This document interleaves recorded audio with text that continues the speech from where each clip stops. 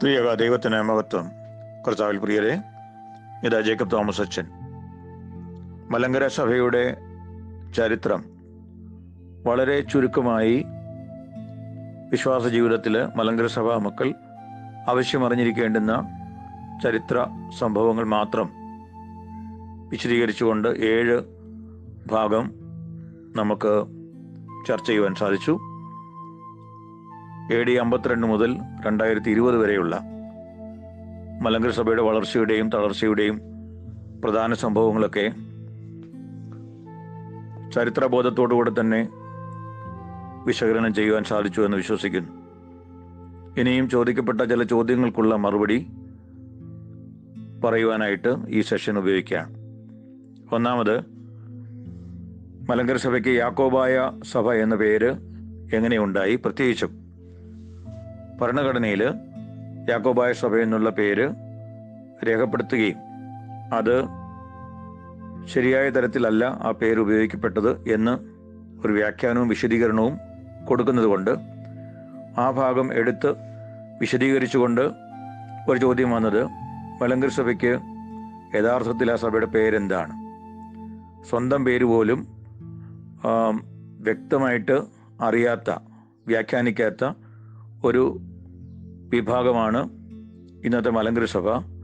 കാരണം ഭരണഘടനയിൽ ആ കാര്യം എടുത്തുകൊണ്ടാണ് ഒരു ചോദ്യം. ഭരണഘടനയുടെ 1934 മലങ്കര ഓർത്തഡോക്സ് സുറിയാനി സഭയുടെ ഭരണഘടനയുടെ പ്രഖ്യാപനത്തിൻ്റെ 3-ാം ക്ലോസ് ആയിട്ട് പറയുന്ന ഭാഗം ഞാൻ വായിക്കാം. ഓർത്തഡോക്സ് സുറിയാനി സഭയെ ചില കാരണങ്ങളാൽ പിശകായി യാക്കോബായ സഭ എന്നുകൂടെ പേര് പറഞ്ഞു വരുന്നത് പോലെ മലങ്കര സഭയെയും അതേ കാരണങ്ങളാൽ യാക്കോബായ സഭ എന്നുകൂടെ പറഞ്ഞു വരുന്നുണ്ടെങ്കിലും അതിനുള്ള പൂർവികമായ സാക്ഷാൽ പേര് മലങ്കര ഓർത്തഡോക്സ് സുറിയാനി സഭ എന്നാകുന്നു. തീർച്ചയായിട്ടും മലങ്കര സഭ എന്നും ഓർത്തഡോക്സ് സുറിയാനി സഭയെന്നും യാക്കോബായ സഭയെന്നും 3 പേരുകൾ ഇവിടെ പറയുന്നുണ്ട്. യാക്കോബായ എന്ന പേര് തെറ്റായ രീതിയിൽ എഴുതപ്പെടുകയും പറയപ്പെടുകയും ചെയ്തതായതുകൊണ്ട് സഭയുടെ ഔദ്യോഗികമായ നാമം അങ്ങനെ അല്ല എന്നൊരു വിശദീകരണമാണ് ഇവിടെ നൽകുന്നത്. തീർച്ചയായും ചരിത്രപരമായ വളർച്ചയുടെ കാലഘട്ടങ്ങളിൽ എല്ലാ ദേശങ്ങൾക്കും സംസ്കാരങ്ങൾക്കും പലതരത്തിലുള്ള വിളിപ്പേരുകൾ ഉണ്ടാകാറുണ്ട്. നമ്മുടെ ദേശത്തിന് പോലും അതിൻ്റെ ചില പൗരാണിക കഥകളുടെ അടിസ്ഥാനത്തിൽ ഭാരതം എന്നൊരു പേരുണ്ട്. പിന്നീട് ഇവിടെ വന്നു പാർത്ത ആളുകൾ സിന്ധ് നദീ തടവുമായി ബന്ധപ്പെട്ട് ഒരു സംസ്കാരം ഉണ്ടാകുകയും ആ സിന്ധ് ദേശത്ത് താമസിച്ചു വന്നവരെ, സിന്ധു നദീ തീരത്ത് താമസിച്ചു വന്നവരെ സിന്ധു ദേശക്കാരെന്ന് വിളിച്ചു.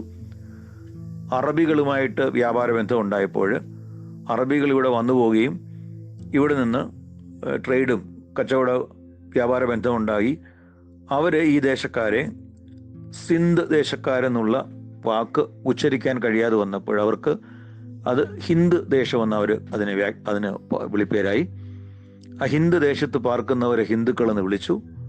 അതൊരു ജാതിപ്പേരല്ല, ഒരു ദേശത്തിൻ്റെയും സംസ്കാരത്തിൻ്റെയും പേരാണ്.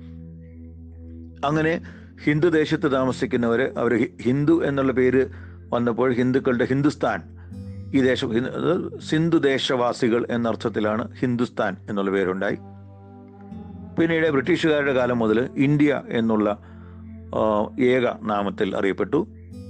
അപ്പോൾ ഇന്ന് ഭാരതമെന്ന് പറഞ്ഞാലും ഹിന്ദുസ്ഥാൻ എന്ന് പറഞ്ഞാലും ഇന്ത്യ എന്ന് പറഞ്ഞാലും ഒരു രാജ്യമാണ്, ഒരേ രാജ്യമാണ് എന്ന് സാമാന്യ ചരിത്രബോധമുള്ള എല്ലാവർക്കും മനസ്സിലാവും. അതുപോലെ ലോകത്ത് പല രാജ്യങ്ങൾക്കും അങ്ങനെയുണ്ട്. നമ്മളെ 200 വർഷക്കാലം ഭരിച്ച ഇംഗ്ലണ്ട്, അവർക്ക് എത്ര പേരുകളുണ്ട്? ദ ഗ്രേറ്റ് ബ്രിട്ടൻ ഒരു പേരാണ്. യുണൈറ്റഡ് കിങ്ഡം, UK, അതും അവരുടെ പേരാണ്. ഇംഗ്ലണ്ട്, അതും അവരുടെ പേരാണ്. അപ്പം ആയതുകൊണ്ട് എന്ന് പറഞ്ഞതുപോലെ മലങ്കര സഭയ്ക്ക് അതിൻ്റെ തനതായ നാമം എന്ന് പറയുന്നത് ഏകദേശം 1600 വർഷം ഐക്യത്തോടും സമാധാനത്തോടും ഏകഭാവത്തോടും കൂടെ ജീവിച്ച ഏക സഭയാണ് മലങ്കര സഭ. 1600 വർഷം. ഈ സഭയ്ക്ക് അന്ന് ഇവിടെ ഉണ്ടായിരുന്ന ദേശവാസികൾ, സഹോദരങ്ങളായ മറ്റ് മത അല്ലെങ്കിൽ അന്നിവിടെ നിലവിലിരുന്ന മറ്റ് മതക്കാർ ഈ സമൂഹത്തെ വിളിച്ചത് മലങ്കര നസ്രാണികൾ എന്നാണ്. മലങ്കര എന്നുള്ള പേര് വരുന്നത് മാർത്തോമാ ശ്ലീഹായുടെ പൈതൃകത്തിൽ വളർന്നു വന്ന സഭയായതുകൊണ്ട് മാർത്തോമാ ശ്ലീഹ ഈ ദേശത്ത് തെക്കേ ഇന്ത്യയിൽ കൊടുങ്ങല്ലൂര് വന്ന് കപ്പലിറങ്ങി അവിടെ മുസൂരീസ് എന്ന് പറയുന്ന തുറമുഖ പട്ടണത്തിൽ മാലിയങ്കര എന്ന് പറയുന്ന സ്ഥലത്താണ് ഇന്ത്യയിൽ ആദ്യമായി അദ്ദേഹം കാലുകുത്തിയത്. ആ പരിശുദ്ധ അപ്പോസ്തോലൻ്റെ പാദസ്പർശനമേറ്റ സ്ഥലത്തിൻ്റെ പേരാണ് മാലിയങ്കര. ആ മാലിയങ്കരയിൽ ആരംഭിച്ച ഒരു സഭയ്ക്ക് മലങ്കര എന്നുള്ള പേര് ഉണ്ടായി. മാലിയങ്കര എന്നാണ് പദം, അത് മലങ്കര. അപ്പോൾ മലങ്കര എന്ന് നമ്മൾ പറയുമ്പോൾ അതിൻ്റെ അർത്ഥം മാർത്തോമാ ശ്ലീഹയുടെ പാദസ്പർശമേറ്റ ഇന്ത്യ എന്നാണ്. അതുകൊണ്ട് മലങ്കര ഓർത്തഡോക്സ് സഭ എന്ന് പറയുന്നതും ഇന്ത്യൻ ഓർത്തഡോക്സ് സഭ എന്ന് പറയുന്നതും ഒന്ന് തന്നെയാണ്. പിന്നീട് രണ്ടാമത് നമ്മൾ കാണുന്നത് നമുക്കുള്ള പേര് നസ്രാണികൾ എന്നുള്ള പേരുണ്ടായിരുന്നു. അത് ഈ ദേശവാസികൾ നമ്മളെ നസ്രായനായ യേശുവിൻ്റെ അനുഗാമികൾ, ഫോളോവേഴ്സ് ഓഫ് ജീസസ് ഓഫ് നാസറീത്ത് എന്നുള്ള അർത്ഥത്തിലാണ് നമ്മളെ നസ്രാണികൾ എന്ന് വിളിച്ചത്. അപ്പോൾ മലങ്കര നസ്രാണികൾ അല്ലെങ്കിൽ മാർത്തോമാ ശ്ലീഹയുടെ മക്കൾ എന്നുള്ള പേരിൽ മാർത്തോമാ ക്രിസ്ത്യാനികൾ, ഇങ്ങനെ പലതരത്തിലുള്ള പേരുകൾ പിന്നീട് നാം വിദേശ രാജ്യങ്ങളിൽ നിന്ന് ഇവിടെ സംസർഗം ഉണ്ടായ കാലത്ത്, പ്രത്യേകിച്ചും ക്രിസ്തീയ പാരമ്പര്യത്തിലുള്ള ആളുകൾ വന്നു പോകുമ്പോൾ പേർഷ്യയിൽ നിന്നുണ്ടായ കുടിയേറ്റം, ഗ്നായിത്തോമായുടെയും മറ്റുള്ള കുടിയേറ്റ കാലം, പിന്നീട് നിരന്തരമായിട്ട് പേർഷ്യൻ സഭയിൽ നിന്ന് ഇവിടെ വരികയും ഇവിടുത്തെ സഭയുടെ ആരാധനാ കാര്യങ്ങളിലും വിശ്വാസ കാര്യങ്ങളിലും ഒക്കെ നമ്മളെ സഹായിക്കുകയും ഒക്കെ ചെയ്തുകൊണ്ടിരുന്ന പേർഷ്യയിലെ ബാബിലോണിലെ സഭ, അവർ നമ്മളെ വിളിച്ച പേരുകൾ, അങ്ങനെ പലതരത്തിൽ പല പേരുകളിൽ നമ്മൾ ആ കാലഘട്ടങ്ങളിലെ രേഖകളിലൊക്കെയും പ്രതിപാദിക്കുന്നുണ്ട്. അപ്പം അതുകൊണ്ട് ഇതിലേതാണ് നമ്മുടെ പേരെന്ന് ചോദിച്ചു കഴിഞ്ഞാൽ, ഓർത്തഡോക്സ് എന്നുള്ള പദം നമ്മുടെ ഇടയിലേക്ക് പ്രചാരത്തിൽ ആ കാലഘട്ടങ്ങളിലൊന്നും ആ പേര് നമുക്കില്ലല്ലോ. അത് പ്രത്യേകിച്ചും ഓറിയൻ്റൽ ഓർത്തഡോക്സ് സഭയിലെ അംഗങ്ങളാണ് 4 പ്രധാനപ്പെട്ട സഭകൾ. ഓറിയൻ്റൽ ഓർത്തഡോക്സ് സഭയിലെ അംഗങ്ങളായിട്ടുള്ളവർ അതിലെ പ്രമുഖ സ്ഥാനമുള്ളത് അലക്സാണ്ട്രിയൻ സഭയ്ക്കാണ്. കാരണം 1451 കാൽക്കദോനിയൻ സിനഗോദോസിൽ സത്യവിശ്വാസത്തെ മുറുകെ പിടിച്ചത്, നമ്മളിന്ന് വിശ്വസിക്കുന്ന വിശ്വാസത്തിൻ്റെ അവകാശികൾ എന്ന് പറയുന്നത് അലക്സാണ്ട്രിയൻ സഭയാണ്. ഈ അലക്സാണ്ട്രിയൻ സഭയ്ക്ക് ഉണ്ട് 3 പേര്. പുരാതന സഭാ ചരിത്രങ്ങളിലൊക്കെ അലക്സാണ്ട്രിയൻ സഭ എന്ന് പറയുന്നതാണ് ഈജിപ്തിലെ സഭ. ഈഗുപ്തായ സഭയെന്നോ ഈജിപ്ഷ്യൻ ചർച്ച് എന്നോ നമ്മളതിനെ വിളിക്കും, ഈജിപ്ഷ്യൻ ഓർത്തഡോക്സ് ചർച്ച്. ഇനി അവരുടെ ഭാഷയാണ് കോപ്റ്റിക്, ആയതുകൊണ്ട് അവരെ കോപ്റ്റിക് ഓർത്തഡോക്സ് ചർച്ച് എന്നും പറയും. Coptic orthodox church, Egyptian orthodox church, Alexandrine orthodox church, ഇതെല്ലാം ഒന്ന് തന്നെയാണ്. അപ്പോൾ അലക്സാണ്ട്രിയ എന്നുള്ള പേര് വരുന്നത് പ്രത്യേകിച്ച് റോമാ സാമ്രാജ്യത്തിൽ 3, 4, 5, 6 നൂറ്റാണ്ടുകളിലൂടെ വളർന്നു വരുന്ന സഭയുടെ ചരിത്ര കാലഘട്ടങ്ങളിൽ അന്ന് പ്രധാനപ്പെട്ട പട്ടണങ്ങളിലൊക്കെ ക്രിസ്തീയ സമൂഹം ശക്തി പ്രാപിച്ചു വന്നു. അവിടെ ഓരോ ദേശങ്ങളിലും ശക്തി പ്രാപിച്ചു വന്ന ക്രിസ്തീയ സമൂഹത്തിൻ്റെ പ്രധാന അധ്യക്ഷന്മാരെ പാത്രിക്കീസ് എന്ന പേര് വിളിച്ചു. അന്ത്യോക്യയിലെ പാത്രിക്കീസ്, ജെറൂസലേമിലെ പാത്രിക്കീസ്, കോൺസ്റ്റാന്റിനോപ്പിളിലെ പാത്രിക്കീസ്, റോമിലെ പാത്രിക്കീസ്, അലക്സാന്ദ്രിയയിലെ പാത്രിക്കീസ്. ഇത് 5 പ്രധാനപ്പെട്ട നഗരങ്ങൾ. പിന്നീട് ചരിത്രപരമായിട്ടുള്ള വ്യതിയാനങ്ങളിൽ സ്ഥാനത്തിന് വ്യത്യാസങ്ങളൊക്കെ ഉണ്ടാകുന്നുണ്ട്. ക്രിസ്ത്യാനികൾ എന്നുള്ള പേര് ലഭിച്ചത് തന്നെ അന്ത്യോക്യ ആയതുകൊണ്ട് അന്ത്യോക്യയിലെ സഭയ്ക്ക് ഒരു പ്രാധാന്യം ഉണ്ടായിരുന്നു. എന്നാൽ ചരിത്രപരമായിട്ടുള്ള കാരണങ്ങൾ കൊണ്ട് റോമാ സാമ്രാജ്യത്തിൻ്റെ അധിപൻ ക്രിസ്തീയ വിശ്വാസത്തിലേക്ക് വരികയും പുരാതന റോമാ സഭയുടെ കേന്ദ്രം, തലസ്ഥാന നഗരമായിരുന്ന റോമിലെ പാത്രിയർക്കീസിന് കുറച്ചുകൂടെ പൊളിറ്റിക്കൽ ഇമ്പോർട്ടൻസ് ഉണ്ടാവുകയും ചെയ്തു. ആദിമകാലത്തൊക്കെ സഭാപിതാക്കന്മാർ ഒന്നിച്ചു കൂടി വരുമ്പോൾ അവരിൽ ഏറ്റവും പ്രായമുള്ള ആളായിരുന്നു അവരുടെ മൂപ്പനായിട്ട് അംഗീകരിച്ച് ആ മീറ്റിങ്ങുകൾ പ്രൊസീഡ് ചെയ്യുന്നത്. എന്നാൽ പിന്നീട് റോമാ പാത്രിക്കീസിന് കുറേ സ്ഥാനം കൂടുതലായിട്ട് പൊളിറ്റിക്കൽ ഇമ്പോർട്ടൻസ് കൊണ്ടുണ്ടായി. അതേപോലെ തന്നെ കുസ്തന്തീനോസ് ചക്രവർത്തിയുടെ കാലത്ത് 330 അദ്ദേഹം സ്വന്തം പേരിൽ സ്ഥാപിച്ച പട്ടണമാണ് കോൺസ്റ്റാന്റിനോപ്പിൾ. കോൺസ്റ്റാന്റിനോപ്പിൾ എന്ന് പറയുന്ന അന്നത്തെ രാജ്യം എന്ന് പറയുന്നത് ഈസ്റ്റേൺ റോമൻ സാമ്രാജ്യമാണ്. അതിൻ്റെ പേരാണ് ബൈസന്റൈൻ കിങ്ഡം. ആ ബൈസന്റൈൻ കിങ്ഡത്തിൻ്റെ ചക്രവർത്തിയായിട്ട് കോൺസ്റ്റന്റൈൻ വരുമ്പോൾ കോൺസ്റ്റന്റൈൻ സ്വന്തമായിട്ടൊരു പട്ടണം പണിതു, അതിന് സ്വന്തം പേര് കൊടുത്തു. അത് കോൺസ്റ്റന്റൈൻ്റെ പട്ടണം എന്നുള്ള ഗ്രീക്ക് പദമാണ് കോൺസ്റ്റാന്റിനോപ്പിൾ, കുസ്തന്തീനോപ്പോലിസ്. ആ കുസ്തന്തീനോപ്പോലിസ് ആണ് ആ ബൈസന്റൈൻ കിങ്ഡത്തിൻ്റെ ഭാഗമാണ് ഇന്നത്തെ ടർക്കി. അത് ഒട്ടോമൻ ടർക്ക് എന്ന് പറയുന്ന മുസ്ലിം രാജാവ് ആ ഭാഗം പിടിച്ചെടുക്കുകയും അദ്ദേഹത്തിൻ്റെ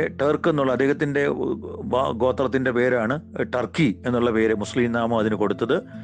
പിന്നീട് ഈ കോൺസ്റ്റാന്റിനോപ്പിൾ എന്ന് പറയുന്ന പുരാതന പട്ടണമാണ് ഇന്നത്തെ ഇസ്താംബൂൾ.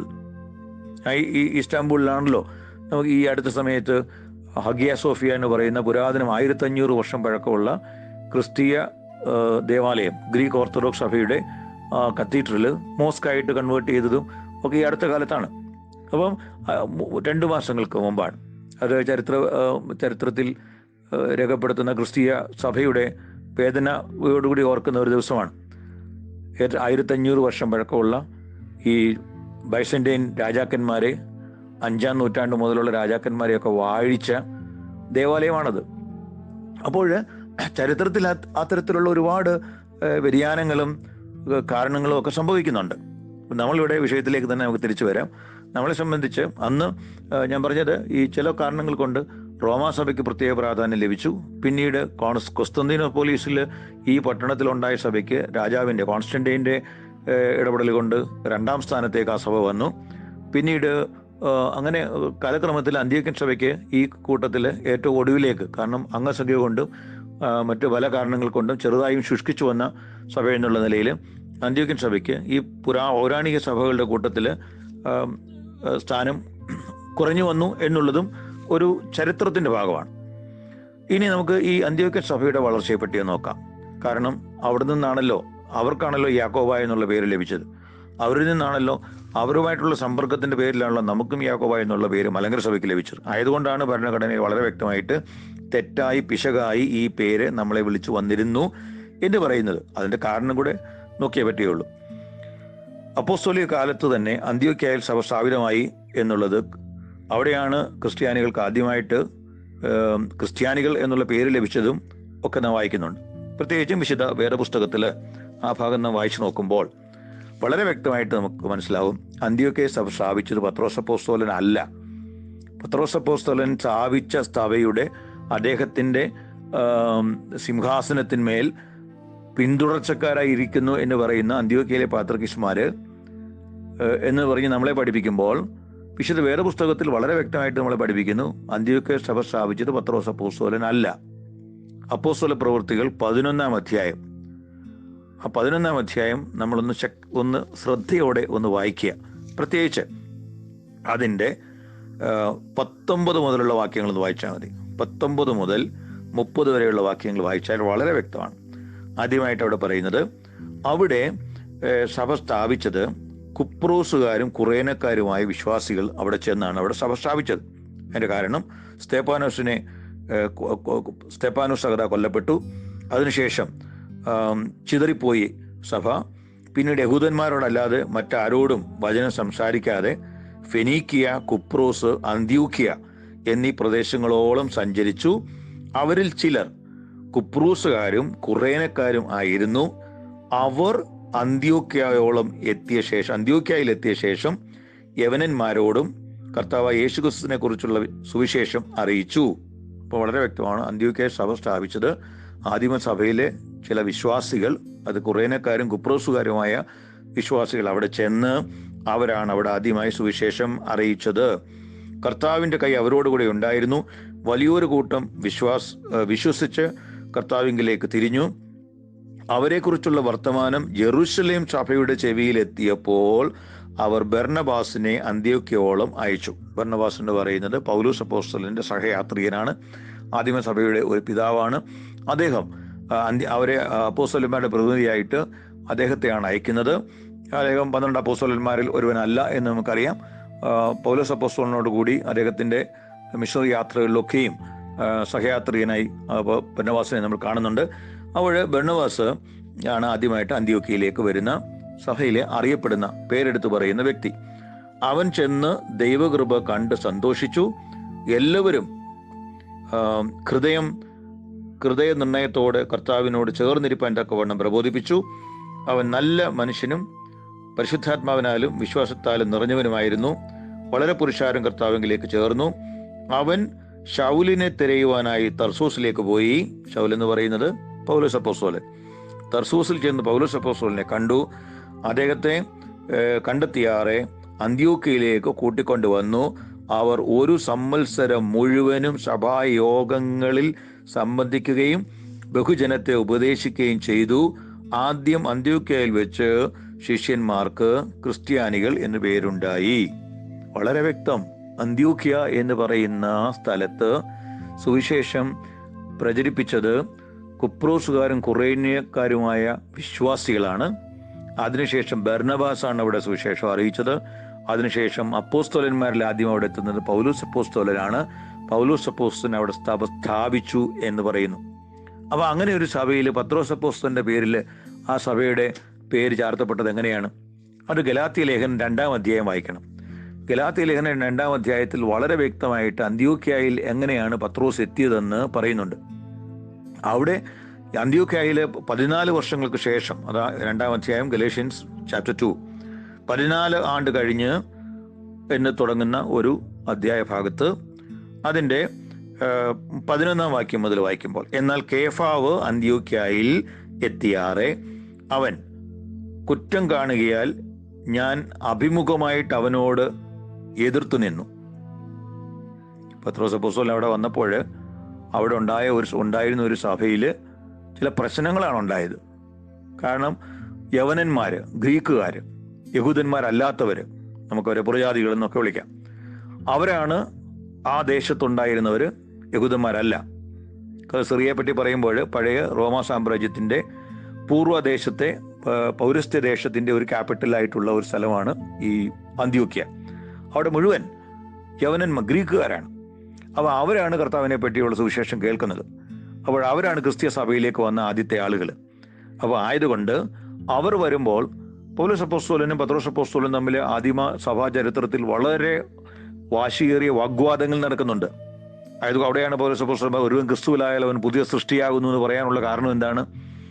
യഹൂദ ക്രിസ്ത്യാനികൾ വിചാരിച്ചിരുന്നത് യഹൂദന്മാർ, കർത്താവ് യഹൂദനായിരുന്നു, കർത്താവ് യഹൂദന്മാരുടെ മര്യാദ അനുസരിച്ച് ചേലാകർമ്മം സ്വീകരിച്ചിരുന്നു, അപ്പോസ്തലന്മാരെല്ലാം യഹൂദന്മാരായിരുന്നു.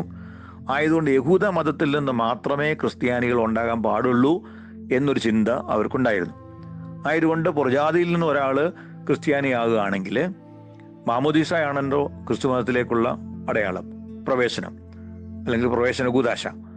അത് സ്വീകരിക്കുന്നതിന് മുമ്പ് അവരെ ആദ്യം യഹൂദനാക്കണം. അഗ്രചർമ്മം പരിച്ഛേദന കഴിച്ച് അവരെ യഹൂദനാക്കിയ ശേഷം മാത്രമേ ക്രിസ്ത്യാനിയാക്കാൻ പറ്റുകയുള്ളൂ എന്നൊരു വാദം പത്രോസ് അപ്പോസ്തലന്റെ കൂട്ടരും കൂടെ നിന്നവർ അവരെ പറ്റി വളരെ വ്യക്തമായിട്ട് പറയുന്നുണ്ട്. ഈ പുറജാതി സമൂഹം ക്രിസ്തീയ വിശ്വാസത്തിലേക്ക് വരുമ്പോൾ പൗലോസ് അപ്പോസ്തലൻ അവരെ മാമോദീസ കൊടുത്ത് ക്രിസ്ത്യാനികളാക്കി. അങ്ങനെ വന്നിട്ടുള്ള ക്രിസ്തീയ സമൂഹത്തോടു കൂടിയാണ് കേഫ അവിടെ വന്ന് താമസിക്കുന്നത്. എന്നാൽ അവിടെ നുഴഞ്ഞു കയറി വന്ന കുറെ കള്ള സഹോദരന്മാരെ പറ്റി പറയുന്നുണ്ട്. അതെല്ലാ സഭയിലും ഇങ്ങനെ കടന്നു വന്ന കള്ള സഹോദരന്മാരാണ് പ്രശ്നങ്ങൾ ഉണ്ടായിട്ടുള്ളത്. മലങ്കര സഭയ്ക്കും 1600 വർഷക്കാലം സമാധാനത്തോടും ഐക്യത്തോടും കൂടെ വസിച്ച ഒരു സഭയിൽ പ്രശ്നങ്ങളും കലഹങ്ങളും വിഭജനങ്ങളും ഒക്കെ ഉണ്ടാക്കിയതാരാണ്? ഈ ദേശത്തെ ജാതി വ്യവസ്ഥയാണോ നമ്മളെ വിഭജിപ്പിച്ചത്? ഈ ദേശത്തെ അക്രമമോ ഈ ദേശത്തുണ്ടായ രക്തച്ചൊരിച്ചിലാണോ നമ്മളെ അങ്ങനെ ആക്കിയതല്ലോ? ഈ ദേശത്തെ ജനങ്ങൾ തന്നെയായിരുന്നു നമ്മൾ. ആ വിശ്വാസത്തിലേക്ക് വന്നതേ ഉള്ളൂ, പുറത്തുനിന്ന് വന്നവരല്ല. ആയതുകൊണ്ട് നമ്മളെ സഹോദരന്മാരെ പോലാണ് ഇവിടെ എല്ലാവരും കരുതിയിരുന്നത്. അതിൽ നമുക്ക് ജാതീയമായിട്ടുള്ള മേൽക്കോയ്മ ഉണ്ടായിരുന്നുവെങ്കിൽ അതിൻ്റെ പേരിലൊക്കെയാണ് ബ്രാഹ്മണന്മാരെന്നുള്ള പേരൊക്കെ പറയുന്നത്. ചരിത്രത്തിൽ പ്രത്യേകിച്ച് തോമാസ് ലീഗ വന്ന കാലത്ത് ഇവിടെ ബ്രാഹ്മണ സമൂഹം എന്ന് പറയുന്നത് കിഴക്കേ ഇന്ത്യയിൽ ഇല്ലായിരുന്നു. 4-ാം നൂറ്റാണ്ടിന് ശേഷമാണ് ഈ വൈദിക മതം, ആര്യന്മാരുടെ കടന്നുകയറ്റം തെക്കൻ ദേശങ്ങളിലേക്ക് ഉണ്ടാകുന്നത്. അതിനുശേഷമാണ് അവിടെ ഹിന്ദു മതം വരുന്നത്, അല്ലെങ്കിൽ അതിനുശേഷമാണ് അവിടെ ഈ ബ്രാഹ്മണിസം വരുന്നത്. നമ്മുടെ ഓണത്തിൻ്റെ കഥയിൽ പോലും ഒരു കൊച്ചു ബാലനായി ഊണൂണിലിട്ട് വന്ന ഒരാളാണല്ലോ ചവിട്ടിത്താത്ത കഥയൊക്കെ പറയുന്നത്. അതൊക്കെ ഒരു ഇൻഡയറക്റ്റ് ആയിട്ട് ഈ ആര്യൻ അധിനിവേശത്തെ കാണിക്കുന്നത് ആണ് അതിൻ്റെയൊക്കെ ചരിത്രം. പക്ഷേ ഇവിടെ നമ്മളെ സംബന്ധിച്ച് അന്ന് നിലവിലിരുന്ന സഭ സംസ്കാരം ആയതുകൊണ്ട് തോമാസ് ലീഹ ഇവിടെ വന്നപ്പോൾ അന്ന് നിലവിലിരുന്ന സമൂഹത്തിലെ ഉന്നത സ്ഥാനം വഹിച്ചിരുന്ന പലരും ക്രിസ്തീയ വിശ്വാസത്തിലേക്ക് വന്നു, കുടുംബങ്ങൾ വന്നു. ആ അർത്ഥമേ ഉള്ളൂ. പിന്നീട് ചരിത്രം എഴുതപ്പെട്ടപ്പോൾ അതിനകത്ത് ആ ഉന്നത സമൂഹം എന്ന് പറയുന്നത് ബ്രാഹ്മണ്യ സമൂഹമായതുകൊണ്ട് ബ്രാഹ്മണ കുടുംബങ്ങൾ എന്നുള്ള പദങ്ങൾ വന്നിട്ടുണ്ട്. ചരിത്രത്തിൽ ചില കാര്യങ്ങൾ നമ്മൾ വ്യക്തമായിട്ട് മനസ്സിലാകുമ്പോൾ ബ്രാഹ്മണ സമൂഹം അന്നില്ലെന്നുണ്ടെങ്കിൽ അന്നത്തെ ഇന്റലക്ച്വൽ പീപ്പിൾ, അല്ലാതെ ഇന്ന് നമ്മൾ കാണുന്നത് പോലെ എല്ലാ സമൂഹത്തിൽ നിന്നുമുള്ള ഒരു കൺവേർഷൻ അല്ലെങ്കിൽ ഒരു അനുഭവം അല്ല. അന്ന് തോമാസ് ലീഹയെ ഉൾക്കൊള്ളുവാൻ, അദ്ദേഹത്തിൻ്റെ ഉപദേശങ്ങളെ ഉൾക്കൊള്ളുവാൻ സാധിച്ചത് അങ്ങനെയുള്ള ഒരു ഇന്റലക്ച്വൽ കമ്മ്യൂണിറ്റി ആയിരുന്നു എന്നുള്ളതാണ് അവിടെ നിന്ന് തുടങ്ങുന്ന ചരിത്രത്തിൽ നമ്മൾ കാണുന്നത്. അപ്പം ആയതുകൊണ്ട് പദങ്ങളുടെയും ചില കാരണങ്ങളിൽ വ്യാഖ്യാനിച്ച് മിടുക്കന്മാരാകുന്നവർ ചരിത്രത്തിൻ്റെ ഉത്ബോധം നഷ്ടപ്പെട്ട് സംസാരിക്കുന്നത് കൊണ്ടാണ്. ഇവിടെയൊക്കെ നമുക്ക് തിരിച്ചു വരാം. അതുപോലെ നമ്മൾ വളരെ വ്യക്തമായിട്ട് മനസ്സിലാക്കുന്നു, അന്ത്യോക്യ സഭ സ്ഥാപിച്ചത് പത്രോസ് അപ്പോസ്തലൻ അല്ല. പത്രോസ് അപ്പോസ്തലൻ അവിടെ വന്നപ്പോൾ അവിടെ പിന്നെ പ്രശ്നങ്ങളാണ് ഉണ്ടാകുന്നത്. കാരണം അദ്ദേഹം ആദ്യം അവിടെ വന്ന് താമസിച്ചത് ഈ യവന ക്രിസ്ത്യാനികളുടെ കൂടെയായിരുന്നു. എന്നാൽ കുറച്ചു കാലം കഴിഞ്ഞപ്പോൾ അവരുടെ കൂടെ താമസിച്ച് അവരിൽ നിന്ന് ഭക്ഷണവും കഴിച്ച് സന്തോഷത്തോടെ അവിടെ നിന്ന അപ്പോസ്തലനെ ചോദ്യം ചെയ്യാനായിട്ട് കുറെ കള്ള സഹോദരന്മാർ വന്നു. അവരെ പറ്റി പറഞ്ഞ ഈ അധ്യായത്തിന്റെ 4-ാം വാക്യം വായിച്ചോളൂ. നുഴഞ്ഞു വന്ന കള്ള സഹോദരന്മാർ നിമിത്തം അവർ നമ്മെ അടിമപ്പെടുത്തേണ്ടതിന് ക്രിസ്തുയേശുവിൽ നമുക്കുള്ള സ്വാതന്ത്ര്യം ഒറ്റുനോക്കുവാൻ നുഴഞ്ഞു കയറി വന്നവർ. ഇത് തന്നെയല്ലേ ഇന്നത്തെ ചരിത്രം അല്ലെ? ക്രിസ്തുയേശുവിൽ നമുക്കുള്ള സ്വാതന്ത്ര്യം നശിപ്പിക്കാനായി വരുമ്പോൾ പൗലോസ് അപ്പോസ്തലൻ മുഖത്ത് നോക്കി പത്രോസിനോട് തർക്കിച്ചു എന്ന് പറയുമ്പോൾ അതേ പാരമ്പര്യം, ക്രിസ്തീയ പാരമ്പര്യം. പൗലോസ് അപ്പോസ്തലൻ തന്നെ പറയുന്നല്ലോ, ക്രിസ്തുവിൽ നിങ്ങൾക്ക് അനേകം പിതാക്കന്മാരില്ല, നിങ്ങളെ ജനിപ്പിച്ച പിതാവ് ഞാനാണ് നിങ്ങളുടെ അപ്പൻ. ഉപ്പാപ്പനും പേരപ്പനും ഒക്കെ നിങ്ങൾക്കുണ്ടാവും, പക്ഷെ അപ്പനെ മറക്കരുത്. പൗലോസ് അപ്പോസ്തലൻ തന്നെ ജനത്തോട് പറയുന്നുണ്ട്, ക്രിസ്തുവിൽ നിങ്ങളെ ജനിപ്പിച്ചവൻ ഞാനാണ്. നമ്മൾക്ക് മലങ്കര സഭയും പറയുന്നു, ക്രിസ്തുവിൽ നമ്മളെ ജനിപ്പിച്ചത് മാർത്തോമാ ശ്ലീഹയാണ്. നമുക്ക് ഉപ്പാപ്പനും പേരപ്പനും ഒക്കെ ഉണ്ട്. മാർത്തോമായെ ഉപേക്ഷിച്ച് ഈ പാരമ്പര്യത്തെ ഉപേക്ഷിച്ചു പോകുന്നവരെ അവരെപ്പറ്റി ഹേ ബുദ്ധിയില്ലാത്ത ഗലാത്യരെ എന്ന് പൗലോസ് അപ്പോസ്തലൻ പറഞ്ഞ പോലെ പറയേണ്ടി വരും. ആയതുകൊണ്ട് ഈ ചരിത്രത്തിൽ തുറന്നു വരുമ്പോൾ ഈ പറയുന്ന കള്ള സഹോദരന്മാർ അവിടെ വന്നിട്ട് പത്രോസ് അപ്പോസ്തലനോട് പറഞ്ഞു, ഈ യവനന്മാരുടെ കൂടെ, ക്രിസ്ത്യാനികളായ പുതു ക്രിസ്ത്യാനികളുടെ കൂടെ എന്തുകൊണ്ട് പരിച്ഛേദനയേറ്റ യഹൂദനായ നീ പോയി താമസിക്കുന്നു? അങ്ങനെ അദ്ദേഹത്തെ അവിടെ നിന്ന് പിന്തിരിപ്പിച്ച് യഹൂദ ക്രിസ്ത്യാനികളുടെ മാത്രം കാര്യങ്ങളെ പറ്റി ചിന്തിക്കുന്ന ഒരു സ്ഥിതിവിശേഷം പത്രോസ് അപ്പോസ്തലൻ കാണിച്ചപ്പോഴാണ് പൗലോസ് അപ്പോസ്തലൻ മുഖത്ത് നോക്കി പറഞ്ഞത്. പിന്നീട് ഇതേ ആശയങ്ങളൊക്കെ ഉൾക്കൊണ്ടുകൊണ്ടാണ് അദ്ദേഹം പറഞ്ഞത്, ഒരുവൻ ക്രിസ്തുവിലായാൽ അവൻ പുതിയ സൃഷ്ടിയാണ്. അവിടെ പിന്നെ യവനനെന്നോ യഹൂദനെന്നോ അടിമയെന്നോ യജമാനനെന്നോ സ്ത്രീയെന്നോ പുരുഷനെന്നോ വ്യത്യാസമില്ല എന്ന് ദൈവാത്മാവിൽ പൗലോസ് അപ്പോസ്തലൻ പറഞ്ഞത് പത്രോസ് ലീഹ കാണിച്ച ഒരു തെറ്റിന്റെ മുഖത്ത് നോക്കിയാണ് പറഞ്ഞത്. പക്ഷേ തുടർന്നുള്ള ചരിത്രം നമ്മൾ പഠിക്കുമ്പോൾ, പ്രത്യേകിച്ചും ചരിത്രകാരനായ യൗസേബിയോസ് ആണ്, പത്രോസ് ലീഹയാണ് ഈ അന്ത്യോക്യ സഭയുടെ വ്യവസ്ഥാപിതമായ ചില ക്രമീകരണങ്ങൾ വരുത്തിയത് എന്നുള്ളത് കൊണ്ട് പത്രോസ് അപ്പോസ്തലനാണ് അവിടെ സഭ ക്രമീകരിച്ചത് എന്ന് പറഞ്ഞിട്ടുള്ളത് കൊണ്ട് ഈ യൗസേബിയോസ് പിതാവിൻ്റെ ചരിത്രരേഖകളെ ആസ്പദമാക്കിയാണ് അന്ത്യോക്യ സഭ, പത്രോസാണ് അവിടെ സഭ സ്ഥാപിച്ചത് എന്ന വാദത്തിലേക്ക് വരുന്നത്. നമ്മളെ സംബന്ധിച്ച്, പ്രത്യേകിച്ച് മലങ്കരയിലെ മാർത്തോമാ ശ്ലീഹയുടെ മക്കളെ സംബന്ധിച്ച്, അത് പൗലോസ് ശ്ലീഹ സ്ഥാപിച്ച സഭയാണെങ്കിലും ശരി, അതിനു മുമ്പ് ബർന്നബാസ് സ്ഥാപിച്ച സഭയാണെങ്കിലും ശരി, അതിനു മുമ്പ് വിശ്വാസ സമൂഹത്തിൽപ്പെട്ട ചില വിശ്വാസികൾ അവിടെ ചെന്ന് സ്ഥാപിച്ച സഭയാണെങ്കിലും ശരി, അല്ല പത്രോസ് അപ്പോസ്തലൻ അവിടെ ചെന്ന് ചില കാര്യങ്ങൾ ക്രമീകരിച്ചത് കൊണ്ട് അദ്ദേഹത്തിൻ്റെ പേരിലാണെങ്കിലും ശരി, നമുക്കതിൽ യാതൊരു അഭിപ്രായ വ്യത്യാസവും ഇല്ല. നമ്മളെന്തിനാ അതിനകത്ത് കലഹിക്കുന്നത്? പത്രോസ് ശ്ലീഹയുടെ പിന്തുടർച്ചയിലാണ് ആ സഭ വരുന്നതെന്ന് പറഞ്ഞാൽ തീർച്ചയായിട്ടും ആ രീതിയിൽ നമ്മൾ അതിനെ മാനിക്കുന്നു. അതിനകത്ത് ഇവിടെ ഇരുന്ന് അവിടുത്തെ കാര്യങ്ങളെപ്പറ്റി കലഹിക്കേണ്ട യാതൊരു ബുദ്ധിപ്രഭവും മലങ്കരയുടെ മക്കൾക്കുണ്ടാകേണ്ട കാര്യമില്ല. ആയതുകൊണ്ട് പത്രോസ് അപ്പോസ്തലനാണെങ്കിൽ അത് പത്രോസ് അപ്പോസ്തലൻ്റെ സിംഹാസനത്തിൽ അവരെ ക്രിസ്തീയ സമൂഹം സാക്ഷിയുള്ള സമൂഹമായിട്ട് ജീവിക്കട്ടെ. അപ്പോൾ നമുക്ക് ആദ്യത്തെ ഒരു സെക്ഷൻ ഞാൻ പറഞ്ഞു. ഇനി ആ അന്ത്യോക്യയിലെ സഭയ്ക്ക് യാക്കോബ് പത്രോസിൻ്റെ പിൻഗാമികളല്ലേ? പിന്നെന്തിനാ അവർ യാക്കോബ് ബുർദാനയുടെ പിൻഗാമികളാണെന്ന് പറയുന്നത്? യാക്കോബ് ബുർദാന ആരാണ്? ആ കാര്യത്തെപ്പറ്റി ഒന്ന് ചിന്തിക്കാതെ മുന്നോട്ട് പോകാൻ പറ്റുകയില്ല. കാരണം ഭരണഘടനയിലെ ഒരു മൂന്നാം സെൻറ്റൻസ് എടുത്തിട്ടാണല്ലോ ഈ ഇന്നത്തെ സോഷ്യൽ മീഡിയയിലൊക്കെയും പല ആളുകളും പരിഹാസത്തോടെ മലങ്കര സഭയ്ക്ക് സ്വന്തം പേരിനെ പറ്റി വ്യക്തതയില്ല, അവരുടെ പേരിൽ തന്നെ അങ്ങനെയാണ് ഇങ്ങനെയാണെന്നൊക്കെ പറയുകയും കുറേ അജ്ഞർ അത് കേട്ട് ചിരിക്കുകയും ചെയ്യുമ്പോൾ തീർച്ചയായിട്ടും നമ്മുടെ ഇടയിൽ തന്നെ അങ്ങനെ ഒരു സംശയം ഉണ്ടാവും. ഈ ശരിയാണല്ലോ ഈ പറയുന്നതൊക്കെ, ആയിരിക്കുമോ ഈ പറയുന്നതൊക്കെ എന്ന് തോന്നും. ആയതുകൊണ്ട് മാത്രമാണ് ഈ ഭാഗത്തെപ്പറ്റി ഈ രീതി ഞാൻ ചരിത്ര പിൻബലത്തോടു കൂടി സംസാരിക്കുന്നത്. ഇനി നമുക്ക് ആദിമസഭയുടെ അന്ത്യോക്യ സഭയുടെ അല്പ ചരിത്രത്തിലേക്ക് കൊണ്ടുപോകേണ്ടി വരും. തീർച്ചയാണ് അപ്പോസ്തല കാലത്ത് തന്നെ അന്ത്യോക്യ സഭയുണ്ടായി എന്നുള്ളതിന് സംശയമില്ല. അന്ത്യോക്യയിൽ വെച്ചാണ് നമുക്ക് ക്രിസ്തുവിൻ്റെ അനുയായികൾക്ക് ഈ ക്രിസ്ത്യാനി എന്നുള്ള പേരുണ്ടായത് സംശയമില്ല. പിന്നെ നമ്മൾ ഈ അന്ത്യോക്യ നഗരത്തെ പറ്റി നോക്കുമ്പോൾ അവിടെ ഗ്രീക്ക് ഭാഷയും യവന സംസ്കാരത്തിനും വിധേയമായി കഴിഞ്ഞ ഒരു പട്ടണമാണ്. എങ്കിലും ആ പട്ടണത്തിന് പുറത്ത്, പ്രത്യേകിച്ചും അതിൻ്റെ വടക്ക് കിഴക്ക് ഭാഗങ്ങളിൽ പാശ്ചാത്യ സുറിയാനി പറയുന്ന ഒരു സമൂഹം ഉണ്ടായിരുന്നു. അവരുടെ സംസ്കാരമായിരുന്നു ഷേമ്യ സംസ്കാരം. ഷേമ്യ സംസ്കാരം പുലർത്തി വന്ന പാശ്ചാത്യ സുറിയാനി, വെസ്റ്റേൺ സിറിയക്ക് പാരമ്പര്യത്തിലുള്ള ഒരു ചെറിയ കൂട്ടം ഉണ്ടായിരുന്നു. ആ കൂട്ടമാണ് പിന്നീട് അന്ത്യോക്യ സുറിയാനി സഭ എന്നുള്ള പേരിൽ അറിയപ്പെടുന്നത്. അപ്പോൾ നമ്മൾ തുടർന്നുള്ള ചരിത്രത്തിൽ രണ്ട് കാര്യം വ്യക്തമാകും. ഒന്ന്, അന്ത്യോക്യയിൽ സ്ഥാപിതമായ ഒരു പാത്രിക്കേറ്റ് ഉണ്ടായിരുന്നു. അന്ത്യോക്യ നഗരത്തിൽ നിന്ന് അവർക്ക് പുറത്തു പോകേണ്ടി വന്നു. അന്ത്യോക്യ നഗരം തന്നെ വിട്ട് അവിടെ നിന്ന് അവർ പുറത്തായി. ആയതുകൊണ്ട് ജോഗ്രഫിക്കലി അന്ത്യോക്യ എന്ന് പറയുന്ന സ്ഥലത്തിന് യാതൊരു വിധമായ അടിസ്ഥാനവും ഇന്ന് ഇല്ല.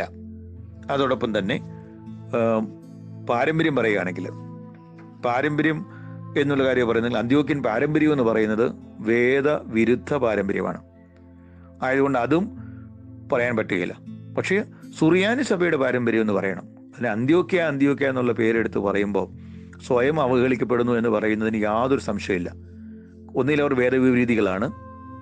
പ്രത്യേകിച്ച് ഓറിയന്റൽ ഓർത്തഡോക്സ് സഭകൾ അംഗീകരിക്കാത്ത ഒരു വിശ്വാസത്തിലേക്ക് പോയ നെസ്തോറിയൻ വിശ്വാസത്തിലേക്കും, ആദ്യം അറിയോസിൻ്റെ വിശ്വാസത്തിലേക്ക് പോയവരാണ് അന്ത്യോക്യക്കാർ. പിന്നീട് നെസ്തോറിൻ്റെ വിശ്വാസം വന്ന കാലത്ത് അതിനോടുകൂടി ചേർന്ന് പോയവരാണ് അവർ. പിന്നീട് കാൽസിലോണിൽ വെച്ച് സഭ ഔദ്യോഗികമായിട്ട് രണ്ടായിട്ട് പിരിയുമ്പോൾ പഴയ പുരാതന ഹോളി യൂണിവേഴ്സൽ അപ്പോസ്തലിക് ചർച്ച്, ഒന്നായ സഭ, രണ്ടായിട്ട് വളരെ കാരണങ്ങളുടെ വ്യവസ്ഥതയിൽ രണ്ടായിട്ട് പിരിയുന്നത് AD 451 കൽക്കദോനിയ സുന്നകദോസിലാണ്, കാൽസിലോൺ സിനഡ്. ആ 451 റോമാ സഭയും അവരോടുകൂടെ ഈസ്റ്റേൺ ഓർത്തഡോക്സ് സഭയും ഈ അന്ത്യോക്യ സഭയും അവരുടെ കൂടെയായിരുന്നു. അന്ന് അതിനെ എതിർത്ത് സത്യവിശ്വാസം പാലിക്കുന്നതിന് വേണ്ടി പോരാടിയത് ഒരേ ഒരു സഭ മാത്രമാണ്. അവരാണ് അലക്സാണ്ട്രിയൻ സഭ. ഈ അലക്സാണ്ട്രിയൻ സഭയുടെ വിശ്വാസത്തെ അംഗീകരിച്ച ഒരു ചെറിയ കൂട്ടം സുറിയാനിക്കാർ ഈ അന്ത്യോക്യയിൽ ഉണ്ടായിരുന്നു. ആ സുറിയാനിക്കാരുടെ നേതാവായിട്ടാണ് യാക്കോബ് ബുർദാന വരുന്നത്. അപ്പോൾ ആ യാക്കോബ് ബുർദാനയുടെ കാലഘട്ടത്തിൽ അന്ത്യോക്യയിൽ മെജോറിറ്റി, അന്ത്യോക്യയിലെ പാത്രിക്കേറ്റ്, അന്ത്യോക്യ സഭ മുഴുവനായും ഈ പറയുന്ന ഇന്ന് നമ്മൾ പറയുന്ന വിരോധികൾ എന്ന് പറയുന്ന കാൽസിലോണിയൻ വിശ്വാസത്തിന്റെ ഭാഗമായി പോയവരാണ്. ആയതിൻ്റെ ചരിത്രം കൂടുതലായിട്ട് പറയേണ്ട കാര്യമില്ലെങ്കിലും ഒന്ന് പറഞ്ഞു പോകണം ആഗ്രഹിക്കാം. പ്രത്യേകിച്ച് 325 നിക്കാ സുന്നകദോസ്. നിക്കാ സുന്നകദോസിൽ അറിയോസിന്റെ വേദവിപരീതത്തെയാണ് പുറന്തള്ളിയത്. വിശുദ്ധ തൃത്വത്തിലെ പുത്രൻ തമ്പുരാന്റെ സ്ഥാനത്തെ പറ്റിയൊക്കെ അറിയോസ് പഠിപ്പിച്ച ഭാഗം അല്ലെങ്കിൽ അദ്ദേഹത്തിന്റെ ഉപദേശങ്ങളെ സഭ ഒന്നായി അന്ത്യോക്യയിൽ കൂടി വന്ന പിതാക്കന്മാർ, പുരാതന സഭയുടെ ആ അന്ത്യോക്യൻ സിനഡിൽ സുന്നകദോസിൽ ഇന്ത്യ സഭയുടെ പ്രതിനിധി എന്ന് പറഞ്ഞ് ഒരു ബിഷപ്പ് യോഹന്നാൻ സൈൻ ചെയ്തിട്ടുണ്ട്. ഇന്ത്യയിൽ നിന്നാരും പോയൊന്നുമല്ല, പേർഷ്യൻ സഭയിലെ ഒരു മെത്രാപ്പോലിത്താണ്. അദ്ദേഹം അവിടെ സൈൻ ചെയ്തപ്പോൾ പേർഷ്യയുടെയും അന്ന് പേർഷ്യൻ സഭയ്ക്ക് ബന്ധമുണ്ടായിരുന്ന ഇങ്ങനെ ഒരു സമൂഹത്തെ പറ്റിയും ഇന്ത്യയുടെയും എന്നുള്ള പേരിൽ അദ്ദേഹം ഷൈൻ ചെയ്തിട്ടുണ്ട്. പക്ഷേ നമുക്കതിനു വേണ്ടി ചരിത്രപരമായിട്ടുള്ള യാതൊരു അനുഭവങ്ങളോ കാര്യങ്ങളോ ഉള്ളതായിട്ട് നമ്മുടെ ഭാഗത്തുനിന്ന് നമുക്കറിയില്ല. അതുകൊണ്ട് തന്നെയൊക്കെയാണ് ഈ പേർഷ്യൻ സഭയ്ക്ക് നമ്മളോട് ബന്ധം ഉണ്ടായിരുന്നു എന്ന് ചരിത്രകാരന്മാർ സ്ഥാപിക്കുന്ന. അതുകൊണ്ടാണ് അപ്പോൾ നിക്കാ സുന്നഹദോസിൽ അറിയോസിനെ തള്ളുമ്പോൾ ആ കാലത്ത് അന്ത്യോക്യ സഭയുടെ അധ്യക്ഷൻ ഒസ്താത്യൂസ് ആണ്. അത് നമ്മളിപ്പോൾ ഓർത്തോണം. അന്ത്യോക്യ സഭയുടെ അധ്യക്ഷന്മാരുടെ പേരാണ് ഇഗ്നാത്യൂസ്. 13-ാം നൂറ്റാണ്ടിന് ശേഷമാണ് ഇഗ്നാത്യൂസ് എന്നുള്ള പേര് അന്ത്യോക്യ പാത്രിക്കീസ് സ്വീകരിക്കുന്നത്. അതുവരെ പത്രോസ്ലീഹയിൽ ആരംഭിക്കുന്ന, പത്രോസ്ലീഹ കഴിഞ്ഞ് AD 107 രക്തസാക്ഷിയായി തീർന്ന, റോമിലേക്ക് പിടിക്കപ്പെട്ടുകൊണ്ടുപോയിട്ട് ട്രാജൻ ചക്രവർത്തിയുടെ കാലത്ത് റോമിൽ വെച്ച് സിംഹങ്ങൾക്ക് ഇട്ടുകൊടുത്ത് രക്തസാക്ഷിയായി തീർന്ന ഇഗ്നാത്യൂസ്. അദ്ദേഹത്തിൻ്റെ പേര്, അദ്ദേഹം 3-ാം പാത്രിക്കീസാണ്. അദ്ദേഹത്തിൻ്റെ പേരിൽ തുടർന്നുള്ള പിതാക്കന്മാർ അറിയപ്പെടുന്നതൊക്കെ 13-ാം നൂറ്റാണ്ടിനൊക്കെ ശേഷമാണ്. അത് നമ്മുടെ മാറബ്രായുടെയൊക്കെ ചരിത്രത്തിൽ അത് വളരെ വ്യക്തമായിട്ട് പറയുന്നത്. അതിന് മുമ്പുള്ള പിതാക്കന്മാർക്ക് ആ പേരില്ല. അപ്പോൾ ഇവിടെ ഈ നിക്കാ സുന്നഹദോസ് നടക്കുന്ന സമയത്ത് അന്ത്യോക്യ സഭയുടെ അധ്യക്ഷൻ്റെ പേര് ഒസ്താത്യൂസ് എന്നാണ്. അദ്ദേഹം നിക്കാ സുന്നഹദോസിനെ അംഗീകരിച്ചത് കൊണ്ട് അദ്ദേഹം തിരിച്ച് അന്ത്യോക്യയിൽ വന്നപ്പോൾ അവിടെ ഉണ്ടായിരുന്ന ആളുകൾ അദ്ദേഹത്തെ മുടക്കെന്നുള്ള പദം തന്നെയാണ് ഉപയോഗിക്കേണ്ടത്. അദ്ദേഹത്തെ അവിടെ നിന്ന് പുറന്തള്ളി എന്നുള്ളതേ ഉള്ളൂ. അതുപോലെ അന്ത്യോക്യയിലെ മുഴുവൻ പള്ളികളും ഈ അറിയോസിയ വിശ്വാസികൾ അല്ല അറിയോസിന്റെ അനുകൂലികൾ പിടിച്ചെടുത്തു. അവൻ ഏതാനും 325 തൊട്ട് 360 വരെ അന്ത്യോക്യയിലെ സകല പള്ളികളും അറിയോസ് വിശ്വാസത്തിൽപ്പെട്ടവരുടെ ആയിരുന്നു. എന്നാൽ അതിനുശേഷം 360 ഒരു അധ്യക്ഷൻ ഉണ്ടാകുന്നു. അദ്ദേഹത്തിൻ്റെ പേര് മെലാത്തിയൂസ് എന്നാണ്. മെലാത്തിയൂസ് എന്ന് പറയുന്ന ബിഷപ്പിനെ അന്ത്യോക്യയുടെ പ്രധാന അധ്യക്ഷനായിട്ട് വന്നു. അദ്ദേഹത്തെ കൊണ്ടുവന്നത് അറിയൂസുകാരാണ്. അറിയോന്യ വിശ്വാസികളാണ് അദ്ദേഹത്തെ പാത്രികീസ അല്ലെങ്കിൽ അദ്ദേഹത്തെ അധ്യക്ഷനാക്കിയത്. പക്ഷേ സ്ഥാനമേറ്റ് കഴിഞ്ഞപ്പോൾ അദ്ദേഹം പതുക്കെ പറയാൻ തുടങ്ങി, ഞാൻ നിക്കാ വിശ്വാസത്തെ അംഗീകരിക്കുന്നവനാണ്. അങ്ങനെ അവരുടെ പ്രധാന അധ്യക്ഷൻ ആ നിക്കാ വിശ്വാസത്തിനെ അനുകൂലിക്കുന്ന ആളായപ്പോൾ അറിയോസിന്റെ വിരോധിയായിട്ടുള്ള ഒരു വ്യക്തിയാണെന്ന് അദ്ദേഹം സ്വയം വെളിപ്പെടുത്തുമ്പോൾ ഗ്രാജുവലി അന്ത്യോക്യ സഭയ്ക്കുള്ളിൽ 3 വിഭാഗങ്ങൾ ശക്തി പ്രാപിച്ചു. അപ്പോൾ ആ കാലം തൊട്ട് തന്നെ അവിടെ ഒരു ആഭ്യന്തര കലഹമുള്ള സഭയാണ്. ആഭ്യന്തര കലഹം എന്ന് പറയുമ്പോൾ സഭയ്ക്കുള്ളിൽ തന്നെ 3 ശക്തമായി വിഭാഗങ്ങളായിട്ട് അവർ, ഒന്ന് പൗരസ്ത്യ പൂർവ്വ നിഖ്യാവിശ്വാസത്തെ സ്വീകരിക്കുന്നവർ, 2 അറിയോസിന്റെ വിശ്വാസത്തെ സ്വീകരിക്കുന്നവർ. അവർ സഭയ്ക്കുള്ളിൽ തന്നെ ഉള്ളവരാ, പുറത്തു പോയിട്ടില്ല. അവർ സഭയ്ക്കുള്ളിൽ നിൽക്കുന്നതിനുള്ളൊരു ഭാഗമാണ്. 3ാമത് ഇത് രണ്ടിനും ഇടയിൽ അവരുടെ പ്രധാന മേലധ്യക്ഷനായ മെലത്തിയൂസിന്റെ കക്ഷിയിൽപ്പെട്ടവർ. അവർ തീവ്രമായ അറിയോന്യ വിരോധികളല്ല, അതുപോലെ തന്നെ തീവ്രമായ നിഖ്യാവിശ്വാസത്തിന്റെ അവകാശികളുമല്ല. അതിനിടയിൽ അംഗീകരിച്ചും സമരസപ്പെട്ടും ഒക്കെ പോകുന്ന അങ്ങനെ 3 വിഭാഗങ്ങൾ ഈ സമയത്ത് അന്ത്യോക്യയിൽ ഉണ്ടാകുന്നു. ഇനി നമ്മൾ പിന്നീടുള്ള ചരിത്രത്തിൽ സഭയിലെ വിഭജനത്തെ പറ്റി പറയുന്നത് 325 നിക്കാ സുന്നഹദോസ്, 381 കുസ്തന്തീനോപോലിസിലെ സുന്നഹദോസ്, അവിടെ പരിശുദ്ധാത്മാവിനെ പറ്റിയുള്ള യഥാർത്ഥമായ സഭയുടെ വിശ്വാസ പ്രമാണത്തിൻ്റെ 3-ാം പാരഗ്രാഫ് രചിക്കപ്പെടുന്നത്, പൂർത്തിയാകുന്നത്. പിന്നീട് 381 431 എഫെസോസ് സുന്നഹദോസ്. അത് ഈ 3 സുന്നഹദോസാണ് ഈ ഓറിയന്റ് ഓർത്തഡോക്സ് സഭകൾ അംഗീകരിക്കുന്നത്. നിക്കായിലും കുസ്തന്തീനോപോലിസിലും എഫെസോസിലും വെച്ചുണ്ടായ 3 പൊതു സുന്നഹദോസുകളും അവയിലുണ്ടായിരുന്ന പിതാക്കന്മാരുടെ പേരുകളാണല്ലോ പറയുന്നത്. അപ്പോൾ ആയതുകൊണ്ട് 325, 381, 431 നിക്കാ, കുസ്തന്തീനോപോലിസ്, എഫെസോസ് ഈ 3 സ്ഥലങ്ങളിൽ വെച്ച് ഉണ്ടായ പരിശുദ്ധ സാർവദേശിക സുന്നഹദോസിനെ സഭ അംഗീകരിക്കുന്നു, ഓറിയന്റൽ ഓർത്തഡോക്സ് സഭകൾ അംഗീകരിക്കുന്നു. 4ാമതുണ്ടായ സാർവദേശിക സുന്നഹദോസ്, പിന്നെ 2ാം എഫെസോസ് ഉണ്ട്, പക്ഷെ അതിന് ഒരു സാർവദേശിക സുന്നഹദോസിനുള്ള അംഗീകാരമില്ല. ആയതുകൊണ്ട് പിന്നീട് ഉണ്ടാകുന്ന ഒരു യൂണിവേഴ്സൽ സിനഡ് എന്ന് പറയുന്നത് 451 കാൽസിലോൺ സിനഡാണ്. ഈ കാൽസിലോൺ സിനഡിൽ വെച്ച് ഉണ്ടാകുന്ന മാറ്റം എന്ന് പറയുന്നത് പ്രത്യേക ചരിത്രപരമായൊരു മാറ്റം കൂടെ അവിടെ ഉണ്ടാകുന്നുണ്ട്. കാരണം അവിടെ ഈ റോമാസഭ എന്ന് പറയുന്നത് റോമൻ കത്തോലിക്ക സഭയെന്ന് ഈ സഭയെന്നില്ല. റോമിലെ പാത്രിക്കീസ്, പുരാതന ഏകസഭയിലെ റോമിലെ പാത്രിക്കീസും, കുസ്തന്തീനോപോലീസിലെ പാത്രിക്കീസും, അന്ത്യോക്യയിലെ പാത്രിക്കീസും ഒരുമിച്ച് നിന്നുകൊണ്ട് അലക്സാന്ദ്രിയയിലെ പാത്രിക്കീസിനെ ഒറ്റപ്പെടുത്തി. അതാണ് യഥാർത്ഥത്തിലെ 451 കാൽസിലോൺ. അലക്സാന്ദ്രിയത്തിലെ പാത്രിക്കീസ് അവിടെ ഒരു വാദമുഖം ഉന്നയിച്ചത്, അവിടെ പ്രത്യേകിച്ചും ക്രിസ്തുവിൻ്റെ സ്വഭാവത്തെ പറ്റിയുള്ള ചർച്ചകളാണ് നടന്നത്. ക്രിസ്തുവിന് 2 സ്വഭാവങ്ങളുണ്ട് എന്ന് അന്ത്യോക്യൻ സ്കൂൾ ഓഫ് തോട്ട്സ് പഠിപ്പിച്ചു. അലക്സാന്ദ്രിയൻ സ്കൂൾ ഓഫ് തോട്ട്സിൽ നിന്ന് വന്നത് ഏക സ്വഭാവമാണ്. ഏക സ്വഭാവം, ഇരു സ്വഭാവവും എന്ന് പറയുന്ന വലിയ തർക്കമാണ് അവിടെ ഉണ്ടായത്. ഏക സ്വഭാവം എന്ന് പറയുന്നത് ക്രിസ്തു മനുഷ്യാവതാരം ചെയ്ത ദൈവപുത്രനാണ്. അദ്ദേഹം ദൈവമാണോ മനുഷ്യനാണോ? അപ്പോൾ അതിനെപ്പറ്റിയുള്ള ചർച്ചയിൽ അന്ത്യോക്യ സഭയും അവരോട് കൂടെ നിന്ന റോമും കോൺസ്റ്റാന്റിനോപ്പിളും ഒക്കെ പറഞ്ഞത് ഇരു സ്വഭാവവാദത്തെ അംഗീകരിച്ചു. അതായത് ക്രിസ്തുവിൽ മനുഷ്യൻ ദൈവം, മനുഷ്യത്വവും ദൈവത്വവും വേർതിരിക്കാം, അങ്ങനെയുള്ള ഒരു പഠിപ്പിക്കൽ അവർ കൊണ്ടുവന്നു. അതിന് ഉദാഹരണങ്ങൾ വേദപുസ്തകത്തിൽ നിന്ന് അല്ലെങ്കിൽ സഭാചരിത്രത്തിൽ നിന്ന്, ക്രിസ്തുവിൻ്റെ ജീവചരിത്രത്തിൽ നിന്ന് ഒക്കെ പല ഭാഗങ്ങൾ എടുത്തുകൊണ്ടാണ് അതിനുള്ള ചർച്ചകൾ നടക്കുന്നത്. ക്രിസ്തു മനുഷ്യന് മനുഷ്യാവതാരം ചെയ്യുമ്പോൾ കന്യകയുടെ ഉദരത്തിൽ 9 മാസം അങ്ങനെ ദൈവത്തിന് കഴിയാൻ പറ്റുമോ? അത് മനുഷ്യനല്ലേ? ക്രൂശിക്കപ്പെട്ട ക്രിസ്തുവിനെ കബറടക്കിയപ്പോൾ മരിച്ചവനായി 3 ദിവസം പാതാളത്തിൽ കഴിഞ്ഞുവെങ്കിൽ അത് ദൈവമാണോ? മനുഷ്യനല്ലേ? പിന്നെ കടലിന്മേൽ നടന്നത് ദൈവം, ലാസറിന്റെ കല്ലറയിൽ കരഞ്ഞത് മനുഷ്യൻ. ഇങ്ങനെയുള്ള ദൈവത്വവും മനുഷ്യത്വവും വേർതിരിച്ച് കാണുന്ന പഠിക്കുന്ന ഒരു തോട്ട് ഉണ്ടാകുമ്പോൾ, ഒരു ദൈവശാസ്ത്രം വളർന്നു വരുമ്പോൾ, അലക്സാന്ദ്രിയയിലെ പിതാക്കന്മാർ, അത് അലക്സാന്ദ്രിയയിലെ വിശുദ്ധ കൂറിലോസ്, അദ്ദേഹത്തെ നമ്മൾ കുർബാനയെ നമ്മൾ ഓർക്കുന്നില്ലേ? അദ്ദേഹത്തിന്റെ പേരിലാണ് 5-ാം ദുബ്ദനിൽ വളരെ വ്യക്തമായിട്ട് കൂറിലോസിനെ പറ്റി നാം ഓർക്കുന്നത്.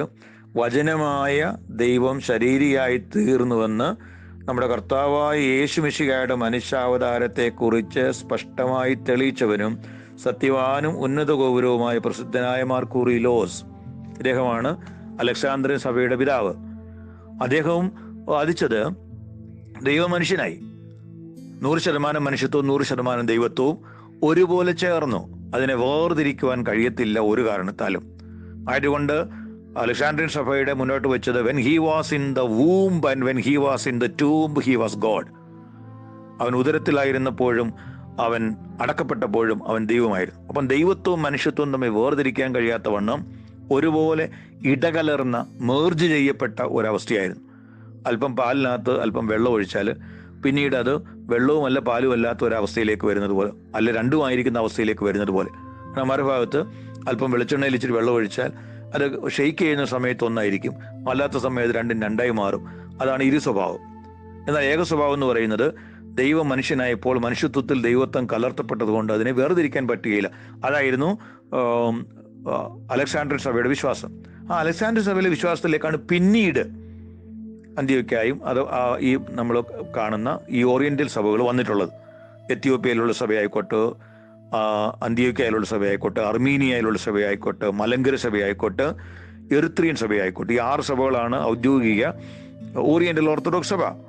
ഈ ഓറിയന്റൽ ഓർത്തഡോക്സ് സഭ എന്നുള്ള ഒരു ഗ്രൂപ്പ് തന്നെ ഫോം ചെയ്യുന്നത് ആധുനിക കാലത്തിലാണ്, 1964 ഓർത്തഡോക്സ് സഭാ വിഭാഗങ്ങളിൽ വിശ്വാസ ഐക്യമുള്ളവർ ചേർന്ന് ഓറിയന്റൽ ഓർത്തഡോക്സ് സഭ എന്ന ഒരു ഗ്രൂപ്പായിട്ട് അവർ ഒരുമിച്ച് വന്നത് ഈ 1964 അതിനു മുമ്പ് ഇതേ വിശ്വാസം പാലിക്കുന്ന സഭാമക്കൾ എന്നുള്ള നിലയിൽ അനേകം ദേശങ്ങളിലും രാജ്യങ്ങളിലും ഒക്കെ വസിച്ച സമൂഹമാണ്. പക്ഷേ ഇവിടെ അലക്സാന്ദ്രിയൻ പാത്രിക്കീസിന്റെ സ്റ്റാൻഡ് എന്ന് പറയുന്നതാണ് ഏക സ്വഭാവം. എന്നാൽ നമ്മളിപ്പോൾ അന്ത്യോക്യക്കാരുടെ ചരിത്രമാണല്ലോ പറഞ്ഞു വരുന്നത്. ഈ 431 എഫെസോസ് സുന്നകദോസിൽ നെസ്തോറിന്റെ ഭാഗം ചേർന്ന് നിന്ന കൂടെ നെസ്തോറിന്റെ കൂടെ ചേർന്ന് നിന്നവരായിരുന്നു അന്ത്യോക്യൻ സഭയെ ഞാൻ പറഞ്ഞു. പിന്നീട് 433 രാജാവ് ഇടപെട്ട് 2 വർഷങ്ങൾക്ക് ശേഷം രാജാവിൻ്റെ നിർബന്ധം കൊണ്ടാണ് അവർ പിന്നീട് അവിടുത്തെ സഭാധ്യക്ഷന് കൂറിലോസുമായിട്ട്, അലക്സാന്ദ്രിയയിലെ പിതാവായ കൂറിലോസുമായിട്ട് രമ്യതയിലാകുന്നതും ഈ പറയുന്ന നെസ്തോറിയൻ വിശ്വാസത്തിലേക്ക് പോയ അന്ത്യോക്യൻ സഭ ഈ അലക്സാന്ദ്രിയൻ വിശ്വാസത്തിലേക്കൊക്കെ മാറുന്നത് അതിനുശേഷമാണ്. കൂറിലോസിൻ്റെ കാലഘട്ടം എന്ന് പറയുന്നത് 429 മുതൽ 449 വരെയുള്ള കാലഘട്ടമാണ്. പിന്നീട് ഈ കാലഘട്ടത്തിലാണ് എഫെസോസ് സുന്നകദോസ് എന്ന് പറഞ്ഞു. ഇനി നമ്മൾ വിഭജനത്തിൻ്റെ ഒരു കാര്യത്തിലേക്ക് വരുമ്പോൾ കാൽസിലോൺ 451 അവിടെയും ഈ അന്ത്യോക്യൻ സഭ ഈ റോമാ സഭയോട് കൂടെ ചേർന്ന് അലക്സാണ്ടർ സഭയ്ക്ക് എതിരായിട്ട് ആരംഭകാലത്ത് നിന്നു. ആയതുകൊണ്ട് ഇന്ന് നമ്മളിപ്പോൾ അന്ത്യോക്യൻ പാരമ്പര്യമെന്നോ അന്ത്യോക്യൻ വേദശാസ്ത്രമെന്നോ പറയുകയാണെങ്കിൽ ഇത് രണ്ടും ഓറിയന്റൽ ഓർത്തഡോക്സ് സഭ അംഗീകരിക്കാത്ത, ഇൻക്ലൂഡിങ് ഇന്നത്തെ അന്ത്യോക്യൻ യാക്കോബായ സഭ പോലും അംഗീകരിക്കാത്ത പാരമ്പര്യത്തെയാണ് അന്ത്യോക്യ എന്ന് പറയുമ്പോൾ നമ്മൾ അറിയഞ്ഞോ അറിയാതെയോ ഏറ്റുപറയുന്നെന്ന് ഓർക്കുക. അന്ത്യോക്യ അല്ല, സുറിയാനി സഭയെന്നാണ് ഇന്നത്തെ പാത്രിയർക്കി സ്വഭാവം ബഹുമാനിക്കേണ്ട ഒരു പറയേണ്ടത്. അന്ത്യോക്യ എന്ന് പറഞ്ഞു കഴിഞ്ഞാൽ അത് അന്ത്യോക്യൻ വേദശാസ്ത്രം എന്ന് പറയുന്നതും വേദവിപരീതമാണ്, അന്ത്യോക്യൻ പാരമ്പര്യം എന്ന് പറയുന്നതും വേദവിപരീതമാണ്. അന്ത്യോക്യ എന്ന് പറയുന്ന ജോഗ്രഫിക്കൽ ലാൻഡും ക്രിസ്തീയ സഭയുമായിട്ട് യാതൊരു ബന്ധവും ഇന്ന് ഇല്ല, പ്രത്യേകിച്ച് പിന്നീട് അന്ത്യോക്യയിലെ ഈ തുറന്നുള്ള കാലഘട്ടങ്ങളിൽ നമ്മൾ നോക്കുമ്പോഴാണെങ്കിലും പ്രത്യേകിച്ച് 451 മുതൽ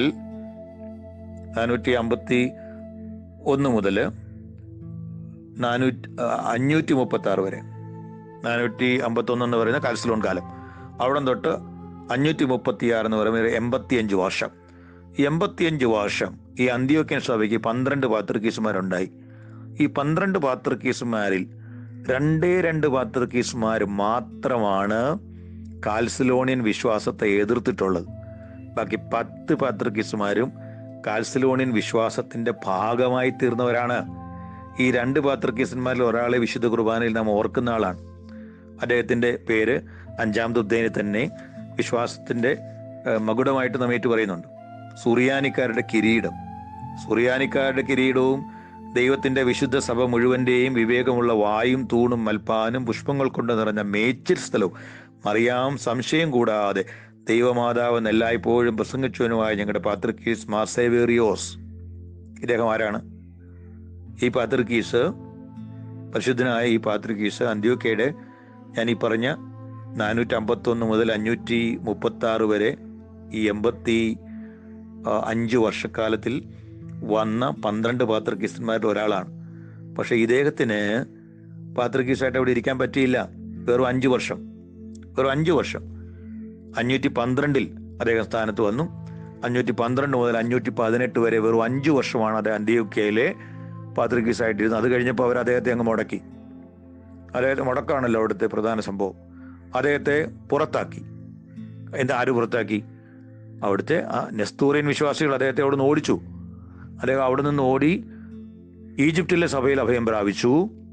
പിന്നീട് 20 വർഷക്കാലം അദ്ദേഹം കാലം ചെയ്തത് 538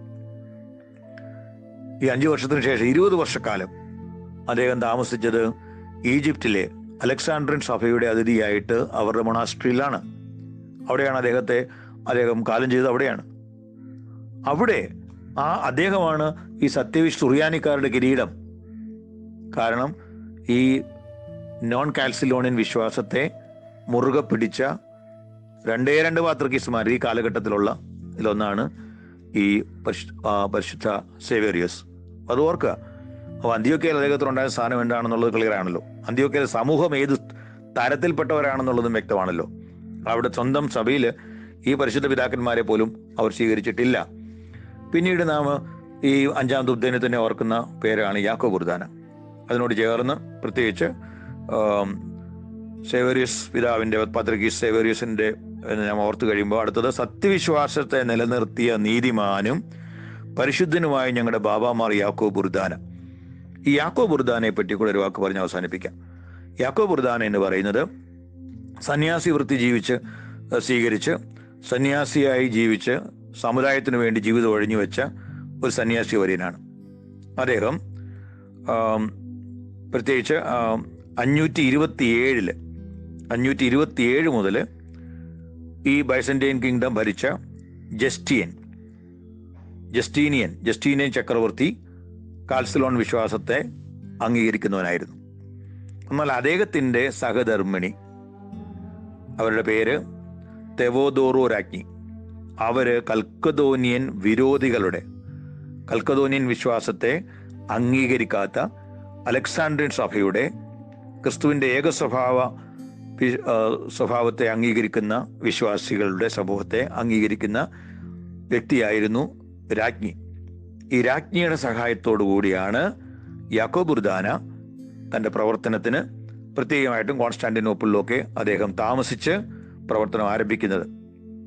542 രാജ്ഞിയുടെ പിന്തുണയോടുകൂടെ ഈ യാക്കോബിനെ സാർവത്രിക സേവനാവകാശത്തോടെ എഡേസയിലെ മേൽപ്പട്ടക്കാരനായി കുസ്തന്തീനോപ്പോലിസിൽ താമസിച്ചു വന്നിരുന്ന അലക്സാണ്ട്രിയൻ സഭയുടെ പിതാക്കന്മാർ മെത്രാപ്പോലിത്തായിട്ട് വാഴിച്ചു.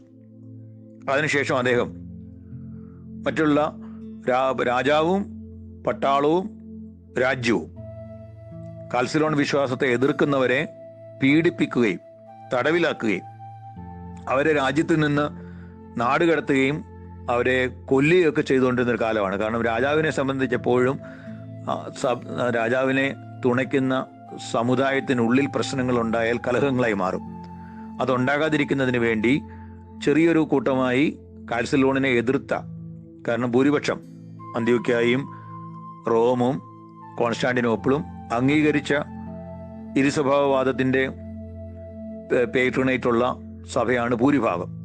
ചെറിയൊരു ഭാഗമായിട്ട് എതിർത്ത് നിന്ന ഈ സുറിയാനി വിഭാഗം അവരെ അവിടെ രാജ്യത്തിന് അസമാധാനം ഉണ്ടാകുന്നത് കൊണ്ട് അവരെ ജയിലിലടയ്ക്കുകയും അവരെ പീഡിപ്പിക്കുകയൊക്കെ ചെയ്തുകൊണ്ടിരുന്നു. അപ്പം ആ സമയത്താണ് ചിതറിപ്പോയ ഈ ചെറിയ സമൂഹത്തെ പിടിച്ചു നിർത്തിയത് യാക്കോബ് ബുർദാനയാണ്. അദ്ദേഹം ഒരു ക്യാമൽ ഡ്രൈവറായിട്ട്, ഒട്ടകത്തിൽ കാൽനടയായിട്ട്, അദ്ദേഹം ഒരു ബിഷപ്പാണെന്ന് ആർക്കും അറിയത്തില്ല. അദ്ദേഹം ഓരോ ഗ്രാമങ്ങളിലും മാറി മാറി മാറി ഒരു സ്ഥലത്ത് പോയി കുറേ ദിവസം താമസിക്കും. അവിടെ സത്യവിശ്വാസത്തിൽ അവരെ ജനത്തെ പറഞ്ഞ് കാര്യങ്ങൾ മനസ്സിലാക്കും. അത് കഴിഞ്ഞ് അവിടെ പട്ടക്കാരെയും ഒക്കെ വാഴിക്കും. അത് കഴിഞ്ഞ് ഉടൻ തന്നെ അദ്ദേഹം അവിടെ നിന്ന് യാത്രയാവും. ഇതറിഞ്ഞ് പട്ടാളക്കാർ അവിടെ എത്തുമ്പോഴേക്കും യാക്കോബ് ബുർദാന അവിടെ നിന്ന് യാത്രയായി കഴിയും. അദ്ദേഹത്തെ കണ്ടുപിടിക്കാനും പറ്റത്തില്ല. ഈ ഒട്ടക സഞ്ചാരികളുടെ വേഷം ധരിച്ച് കീറിപ്പറിഞ്ഞ തുണികൾ കൊണ്ട് കുട്ടിച്ചേർത്ത വസ്ത്രങ്ങൾ ധരിച്ചുമൊക്കെയാണ് അദ്ദേഹം. അതുകൊണ്ട് ബുർദാന എന്നുള്ള വാക്കിന്റെ അർത്ഥം അങ്ങനെ തന്നെയാണ്. ബുർദ ധരിച്ചവൻ എന്ന അർത്ഥം. അതാണ് യാക്കോബ് ബുർദാന എന്ന് പറയുന്നത്. ബുർദ എന്ന് പറഞ്ഞാൽ കീറിപ്പറിഞ്ഞ തുണികൾ കൊണ്ട് ക്വിൽട്ട് ഉണ്ടാക്കി പുറച്ച് നടക്കുന്ന ആൾ. അപ്പം അങ്ങനെ ഒരു വ്യക്തിയായിട്ട് അദ്ദേഹം ജീവിച്ചത്. അദ്ദേഹം സഞ്ചരിച്ച ദേശങ്ങൾ പാലസ്തീന്, ഏഷ്യ മൈനർ, ഈജിപ്റ്റ്, പേർഷ്യ, ഈ രാജ്യങ്ങളിലെല്ലാം കാൽനടയായും ഒട്ടകത്തിലും ഒട്ടകപ്പുറത്തും യാത്ര ചെയ്ത് അലക്സാന്ദ്രിയൻ വേദശാസ്ത്രത്തിനെ, അലക്സാന്ദ്രിയൻ സഭയുടെ വിശ്വാസത്തെയും പാരമ്പര്യത്തെയും ഉറപ്പിച്ചു. അന്ത്യോക്യയിലെ ഒരു പിതാവാണ്, പക്ഷെ അദ്ദേഹം സ്വീകരിച്ച വിശ്വാസം അലക്സാണ്ട്രിയൻ സഭയുടെ വിശ്വാസമാണ്. അലക്സാണ്ട്രിയൻ സഭയുടേതാണ് സത്യവിശ്വാസം. അത് പാലിച്ച് അദ്ദേഹം ജീവിച്ചു. അദ്ദേഹത്തിൻ്റെ നേതൃത്വത്തിൽ പിന്നീട് ഉണ്ടായ, പ്രത്യേകിച്ച് അദ്ദേഹത്തിൻ്റെ കാലഘട്ടത്തിൽ തന്നെ അദ്ദേഹത്തെ അംഗീകരിച്ചും അദ്ദേഹത്തിന് എതിരായിട്ടും ഒക്കെ തന്നെ അന്ത്യോക്യയിൽ വിഷയങ്ങൾ ഉണ്ടാകുന്നുണ്ട്. അദ്ദേഹം ഏകദേശം 2 പാത്രികീസ്തന്മാരെ അദ്ദേഹം വാഴിച്ചു. പിന്നീട് ഒരുപാട് മേൽപ്പട്ടക്കാരെ അദ്ദേഹം വാഴിച്ചു. 100,000-ഓളം വൈദികരെ അദ്ദേഹത്തിൻ്റെ ഈ 30 വർഷക്കാലത്തെ ജീവിതം കൊണ്ട് അദ്ദേഹം വാഴിച്ചിട്ടുണ്ടെന്നാണ് ചരിത്രത്തിൽ രേഖപ്പെടുത്തിയിരിക്കുന്നത്. യാക്കോബ് ബുർദാനയുടെ നേതൃത്വത്തിൽ 544 സുറിയാനി സഭാധ്യക്ഷപദം പ്രാപിച്ച സർഗീസ് കുസ്തന്തീനോപ്പോലിസ് താമസിച്ച് 547 വരെ ഭരിച്ചു. അദ്ദേഹം കാലം ചെയ്തു. പിന്നീട് 564 വരെ പിൻഗാമികൾ അവർക്കില്ലായിരുന്നു. ആ സമയത്താണ് ഈ 548 രാജ്ഞി തെവോദോറോ രാജ്ഞി മരിച്ചു. പിന്നീട് 564 കറുത്ത പൗലോ എന്ന് പറയുന്ന ഒരു വ്യക്തിയെ യാക്കോബ് ബുർദാന പട്ടം കൊടുത്തു. അദ്ദേഹവുമായിട്ട് പിന്നീട് യാക്കോബ് ബുർദാനയും അദ്ദേഹം തമ്മിൽ അഭിപ്രായ വ്യത്യാസം ഉണ്ടായി. അങ്ങനെ അന്ത്യോക്യൻ സഭയിൽ തന്നെ ഒരു പിളർപ്പുണ്ടായി. പിന്നീട് യാക്കോബ് ബുർദാനയും കാലം ചെയ്തു, പൗലോയും കാലം ചെയ്തു. പിന്നീട് ഇവർ രണ്ടുപേരും ഒന്നിച്ചായപ്പോൾ അന്ന് പൗലോയുടെ കൂടെ നിന്ന ആളുകളാണ്, ബിഷപ്പ്മാർ പൗലോയുടെ കൂടെ നിന്ന ആളുകളാണ് യാക്കോബ് ബുർദാനയുടെ കൂടെ നിന്ന ആളുകളെ കളിയാക്കി വിളിച്ച പേരാണ് യാക്കോബായക്കാരെന്നുള്ളത്. ജേക്കബിറ്റ്സ്, യാക്കോബ് ബുർദാനയുടെ ആൾക്കാർ. പിന്നീട് അദ്ദേഹത്തിൻ്റെ കാലശേഷം ഈ 2 കൂട്ടരും കൂടെ ഒന്നായപ്പോൾ ഈ കളിയാക്കി പേര് മറ്റു ചിലർ ഏറ്റെടുത്തു. അതായത് കാൽസിലോണിൻ വിശ്വാസക്കാർ, റോമാക്കാർ. കാൽസിലോണിൻ വിശ്വാസക്കാർ അന്ന് അന്ത്യോക്യയിൽ നശിച്ചു പോകേണ്ടിയിരുന്ന ഈ ഒരു വിശ്വാസത്തെ ഒരു വ്യക്തി തൻ്റെ ത്യാഗോജ്വലമായ ജീവിതത്താൽ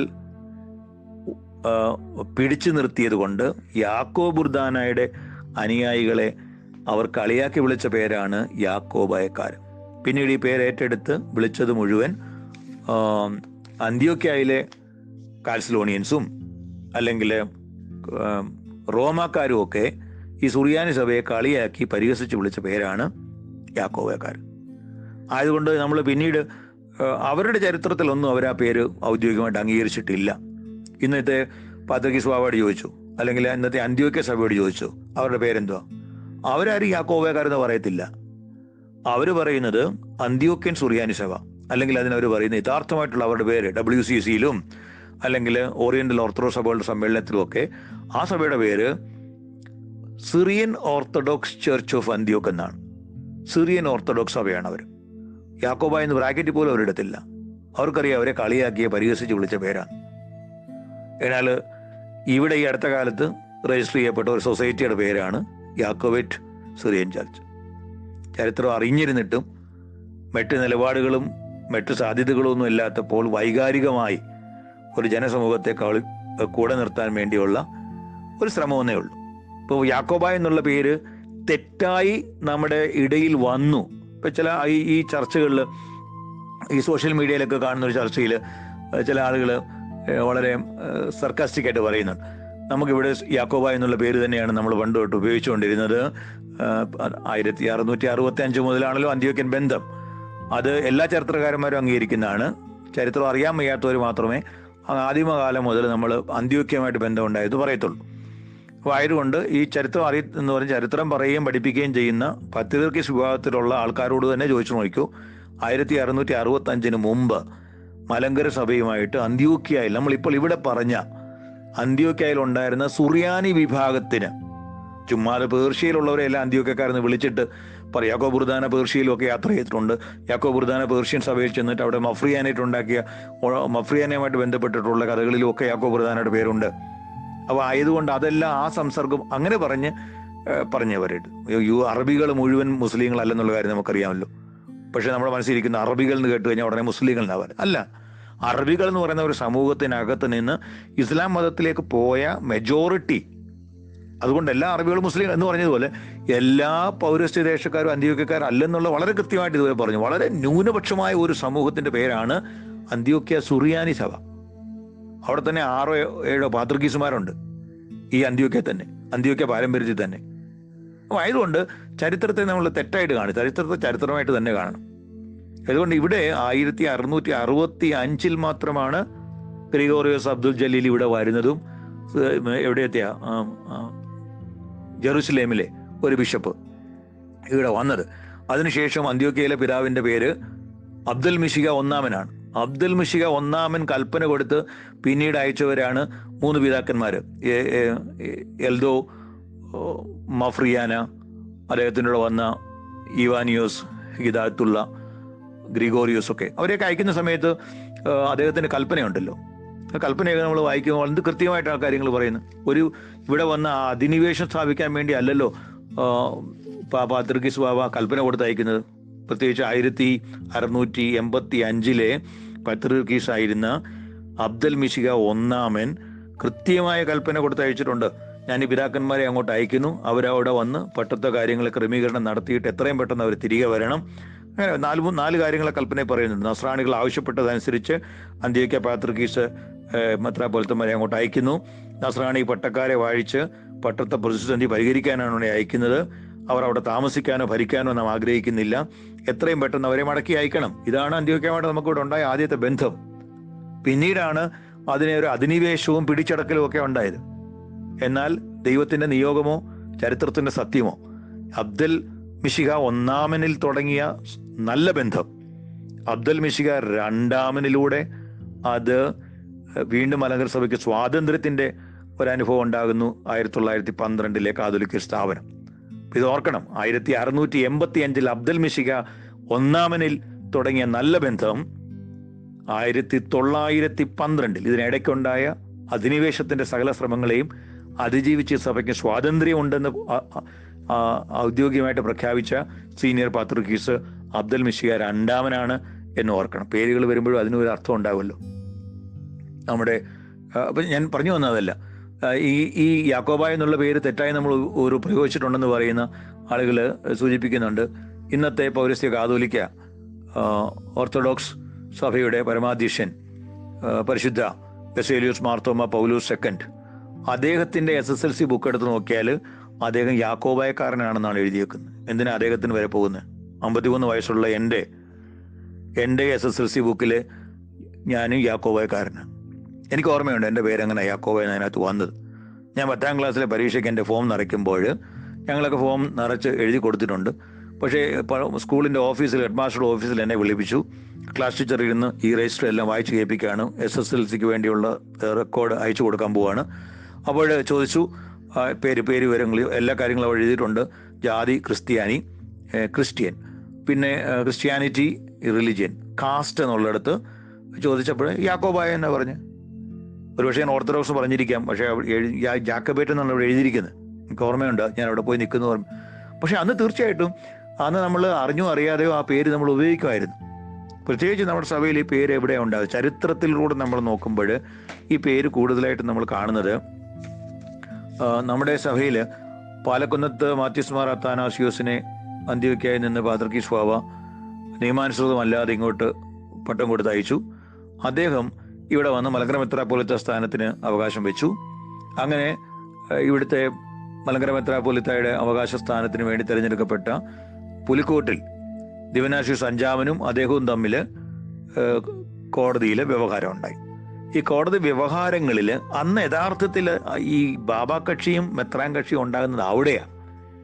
നമ്മൾ പലപ്പോഴും തെറ്റായിട്ട് പറയുന്നത് വട്ടശ്ശേരി തിരുമേനിയെ മുടക്കിയതിനു ശേഷം വട്ടശ്ശേരി തിരുമേനിയെ അനുകൂലിച്ചവരെ മെത്രാൻ കക്ഷിയെന്നും, എന്നാൽ മലങ്കര മെത്രാപ്പൊലിത്തയായി പാത്രിക്കീസ് ബാബ അബ്ദുള്ള രണ്ടാമൻ വട്ടശ്ശേരി തിരുമേനിയുടെ കൂടെ പട്ടവേറ്റ് വന്ന കൂറിലോസിനെ നിയമിച്ചിട്ട് അദ്ദേഹത്തെ കൂടെ നിർത്തിയപ്പോൾ അദ്ദേഹത്തിൻ്റെ കൂടെ നിന്നവരെ ബാബാ കക്ഷി, അങ്ങനെയല്ല. അതും ചരിത്രത്തിലെ തെറ്റാണ്. ഈ പാലക്കുന്നത്ത് മാത്യൂസ് മാർ അത്താനാസിയോസും പുലിക്കോട്ടിൽ ദിവനാസ്യൂസ് അഞ്ചാമനും തമ്മിൽ റോയൽ കോടതിയിൽ നടക്കുന്ന വാദം. അവിടെയാണ് പുലിക്കോട്ടിൽ തിരുമേനിയും മലങ്കര സഭയും അവരുടെ കൂടെ ചേർന്ന് നിന്ന പാത്രിക്കീസ് ബാവായി. അപ്പോൾ അങ്ങനെ പുലിക്കോട്ടിൽ തിരുമേനിയാണ് ബാവാ കക്ഷിക്കാരും, മറുഭാഗത്ത് മാർത്തോമാ സഭയുടെ സ്ഥാപകനായി അന്ത്യോക്യയിൽ നിന്ന് നിയമാനുസൃതമല്ലാതെ അവർ പട്ടം കൊടുത്തയച്ച പാലക്കുന്നത്ത് മെത്രാപ്പോലിത്തായ മെത്രാൻ എന്നും വിളിച്ചു. അതാണ് മെത്രാൻ കക്ഷിയും ബാവാ കക്ഷിയും. പിന്നീട് ഈ ബാവ വളരെ ശക്തമായിട്ട് തന്നെ ഇവിടുന്ന് പോകാതെ നിന്നുകൊണ്ട് പിന്നീട് നമ്മുടെ ഈ ബാവാ കക്ഷിക്ക് ഉള്ളിൽ തന്നെ ഒരു പ്രശ്നം ഉണ്ടായപ്പോൾ 1911 വട്ടശ്ശേരി തിരുമേനിയെ മുടക്കുകയും പിന്നീട് അദ്ദേഹത്തിന് മെത്രാൻ കക്ഷി എന്നും ബാവാ കക്ഷി എന്നും വിളിച്ചു. അപ്പോൾ യഥാർത്ഥത്തിൽ ഈ ബാവാ കക്ഷിയും മെത്രാൻ കക്ഷിയും വിളി ഉണ്ടാകുന്നത് അതിനുമൊക്കെ എത്രയോ വർഷങ്ങൾക്ക് മുമ്പാണ് എന്നും ഓർക്കണം. ആയതുകൊണ്ട് ചില കാര്യങ്ങൾ മാത്രം പറയാൻ ഞാൻ ശ്രമിച്ചത്. അന്ത്യോക്യ സഭയെന്ന് പറഞ്ഞ് അമ്മയെ ഞങ്ങൾ മറന്നാലും അന്ത്യോക്യയെ മറക്കുകയില്ല എന്നൊക്കെ വളരെ പ്രശസ്തമായിട്ടുള്ള മുദ്രാവാക്യങ്ങളുണ്ടല്ലോ, നല്ലത് തന്നെ. പക്ഷേ ഓർക്കണം, അന്ത്യോക്യ എന്ന് പറയുമ്പോൾ ഇന്ന് അന്ത്യോക്യയിൽ ആ സ്ഥലത്ത് ഇന്നൊരു സഭയില്ല. അന്ത്യോക്യയിൽ ആ സ്ഥലത്ത് ഒരു പത്രിക കേന്ദ്രമില്ല. ആ സ്ഥലത്ത് യാതൊരുവിധ അനുഭവവും നമുക്കില്ല. അവിടെ നിന്ന് മർദീനിലേക്കും, മർദീനിൽ നിന്ന് ഹോംസിലേക്കും, ഹോംസിൽ നിന്ന് പിന്നെ ഡമാസ്കോസിലും ഒക്കെ മാറി പാത്രിക്കീസ് ഇന്ന് വേറെ രാജ്യത്തും ദേശത്തും ഒക്കെ ഇന്ന് അന്ത്യോക്യ പാത്രിക്കീസ് വസിക്കുന്നത്. അന്ത്യോക്യ എന്ന് പറഞ്ഞ സ്ഥലത്ത്, പുരാതന അന്ത്യോക്യ എന്ന് പറഞ്ഞ സ്ഥലത്ത് ഇന്ന് ഒരു പള്ളി പോലും ഇല്ല. മുസ്ലിങ്ങളുടെ കോട്ടയാണ്. ആയതുകൊണ്ട് ജോഗ്രഫിക്കലി ഈ അന്ത്യോക്യ പ്രൈഡ് ഈസ് ഒരു വാല്യൂമില്ല. ഇനിയും അന്ത്യോക്യൻ പാരമ്പര്യമാണ് പറയുന്നെങ്കിൽ ഓർത്തോണം, അപകടം. അത് നെസ്തോറിയൻ വിശ്വാസത്തിൽ പോയവരാണ്. അതുകൊണ്ട് സുറിയാനി സഭയുടെ പാരമ്പര്യത്തെപ്പറ്റി പറയാൻ പഠിക്കണം. സുറിയാനി സഭയുടെ പാരമ്പര്യത്തെപ്പറ്റി അഭിമാനത്തോടെ സംസാരിക്കാം. അല്ലാതെ അന്ത്യോക്യ എന്നുള്ള പദത്തെ യാക്കോബ എന്നുള്ള പദവും തെറ്റായി തന്നെ നമ്മൾ ഹൃദയത്തിൽ വഹിക്കുന്നു എന്ന് പറയുന്നതിൽ ഒരു മടിയില്ല. മലങ്കരയിലെ സംഭവത്തിലേക്ക് വരാം. മലങ്കരയിലെ അനുഭവത്തിൽ ഇവിടെ ദൗർഭാഗ്യകരമായിട്ട് ആ പേര് നമ്മുടെ ഇടയിലും വന്നു. അത് നമ്മളെ വിളിച്ചു തരാൻ ചോദിച്ചു കഴിഞ്ഞാൽ ഇവിടെ നമ്മുടെ കൂനംകുശൻ സത്യത്തിന് ശേഷമാണല്ലോ കത്തോലിക്കയിലേക്ക് ഏകദേശം ഒരു 54 വർഷം അവരുടെ അടിമത്തത്തിൽ പോയ സഭ വീണ്ടും ഉണർത്തെഴുന്നേൽക്കുന്നത്. അന്ന് നമ്മളെ സഹായിക്കാനായിട്ട് ഇവിടെ 1665 ജെറുസലേമിൽ നിന്ന് വന്ന ഗ്രിഗോറിയോസ് അബ്ദുൽ ജലീല് മാർത്തോമ ഒന്നാമനെ അദ്ദേഹത്തിൻ്റെ പട്ടത്വത്തിൻ്റെ ക്രമീകരണങ്ങൾ നടത്തി. മാർത്തോമ ഒന്നാമനായിട്ട് കൂനംകുരിശൻ സത്യത്തിൻ്റെ സമയത്ത് അവിടെ കൂടിയ അർക്കുദിയാക്കോനെ മറ്റുള്ള അച്ഛന്മാരെല്ലാം കൂടെ പുരോഹിതന്മാരെല്ലാവരും കൂടെ ചേർന്ന് മാർത്തോമ ഒന്നാമനായിട്ട് വാഴിച്ചു. അദ്ദേഹത്തിൻ്റെ വ്യവസ്ഥാപിതമായ പട്ടത്ത ക്രമീകരണം അദ്ദേഹത്തിന് ഇല്ല എന്ന് പറഞ്ഞ് ലാത്തിൻകാർ നമ്മളെ ആളുകളെ ഭയപ്പെടുത്തുകയും അവരെ കത്തോലിക്ക സമൂഹത്തിലേക്ക് ബലമായിട്ട് ചേർക്കുകയും ചെയ്തുകൊണ്ടിരുന്ന സമയത്താണ് നമ്മുടെ ഈ മേൽപ്പെട്ട സ്ഥാനത്തെ ക്രമമായി ഒന്ന് ക്രമീകരിക്കുന്നതിന് വേണ്ടി ബാബിലോണിലേക്കും അന്ത്യോക്യയിലേക്കും അലക്സാന്ദ്രിയയിലേക്കും ഒക്കെ അന്നത്തെ വ്യാപാരികളിൽ മുഖാന്തരം നമ്മൾ കത്ത് കൊടുത്തയച്ചതും സഹായം അഭ്യർത്ഥിച്ചതും. അന്ന് അറബിക്കടൽ മുഴുവന് പോർട്ടുഗീസ് പട്ടാളത്തിൻ്റെ കയ്യിലായതുകൊണ്ട് പലതും ഉദ്ദേശിച്ച സ്ഥലത്തൊന്നും ചെന്നില്ല. പക്ഷേ ജെറുസലേമിൽ കിട്ടിയ കത്ത് അവിടുത്തെ അന്ത്യോക്യ മെത്രാൻ്റെ കയ്യിൽ കിട്ടി. അദ്ദേഹം ബദ്രഹീസിൻ അനുവാദത്തോടുകൂടെ ഇന്ത്യയിലേക്ക് വന്നു. ഇവിടെ വന്ന് കുറച്ചു കാലം അദ്ദേഹം ഇവിടെ താമസിക്കുകയും ഇവിടെ അദ്ദേഹം ഈ മാർത്തോമ ഒന്നാമൻ്റെ പട്ടത്വം ക്രമീകരിക്കുകയും ചെയ്തു. ഇത് തീർച്ചയായിട്ടും അന്ത്യോക്യൻ സഭയോട് പിന്നീടാണെങ്കിലും ഈ ബസേലിയോസ് മഫ്രിയാനയുടെ കൂടെ വന്ന ഈവാനിയൂസാണ് നമ്മുടെ ഇടയിൽ അന്ത്യോക്യൻ വിശ്വാസം നമ്മളെ പഠിപ്പിക്കുകയും അങ്ങനെയുള്ള വിശ്വാസത്തിൻ്റെ ക്രമീകരണങ്ങൾ അങ്ങനെയാണ് ഗ്രാജുവലി ഈ ഇന്നത്തെ സുറിയാനി സഭയുടെ ആരാധനക്രമത്തിലേക്കൊക്കെ നമ്മൾ മാറുന്നത്. അവർ നമ്മളെ പഠിപ്പിച്ച കാര്യങ്ങളാണ് ആ കാലങ്ങളിൽ. ആയതുകൊണ്ട് സുറിയാനി എന്ന് പറയുന്നത് നമ്മളെ സംബന്ധിച്ച് ഒരു പരിചയമില്ലാത്ത സംസ്കാരമല്ലായിരുന്നു. പക്ഷെ നമ്മൾ പഠിച്ചത് ഈസ്റ്റ് സിറിയക്കാണ്, പൗരസ്ത്യ സുറിയാനിയാണ്. എന്നാൽ ഈ സുറിയാനിക്കാർ അന്ത്യോക്യ സുറിയാനിക്കാർ ഇവിടെ വന്നപ്പോൾ നമ്മളെ പഠിപ്പിച്ചത് വെസ്റ്റ് സിറിയക്കാണ്, പാശ്ചാത്യ സുറിയാനി സംസ്കാരമാണ് അവരുടെ ആരാധനയും. അത് വളരെ വ്യത്യാസം ഉണ്ടായിരുന്നു.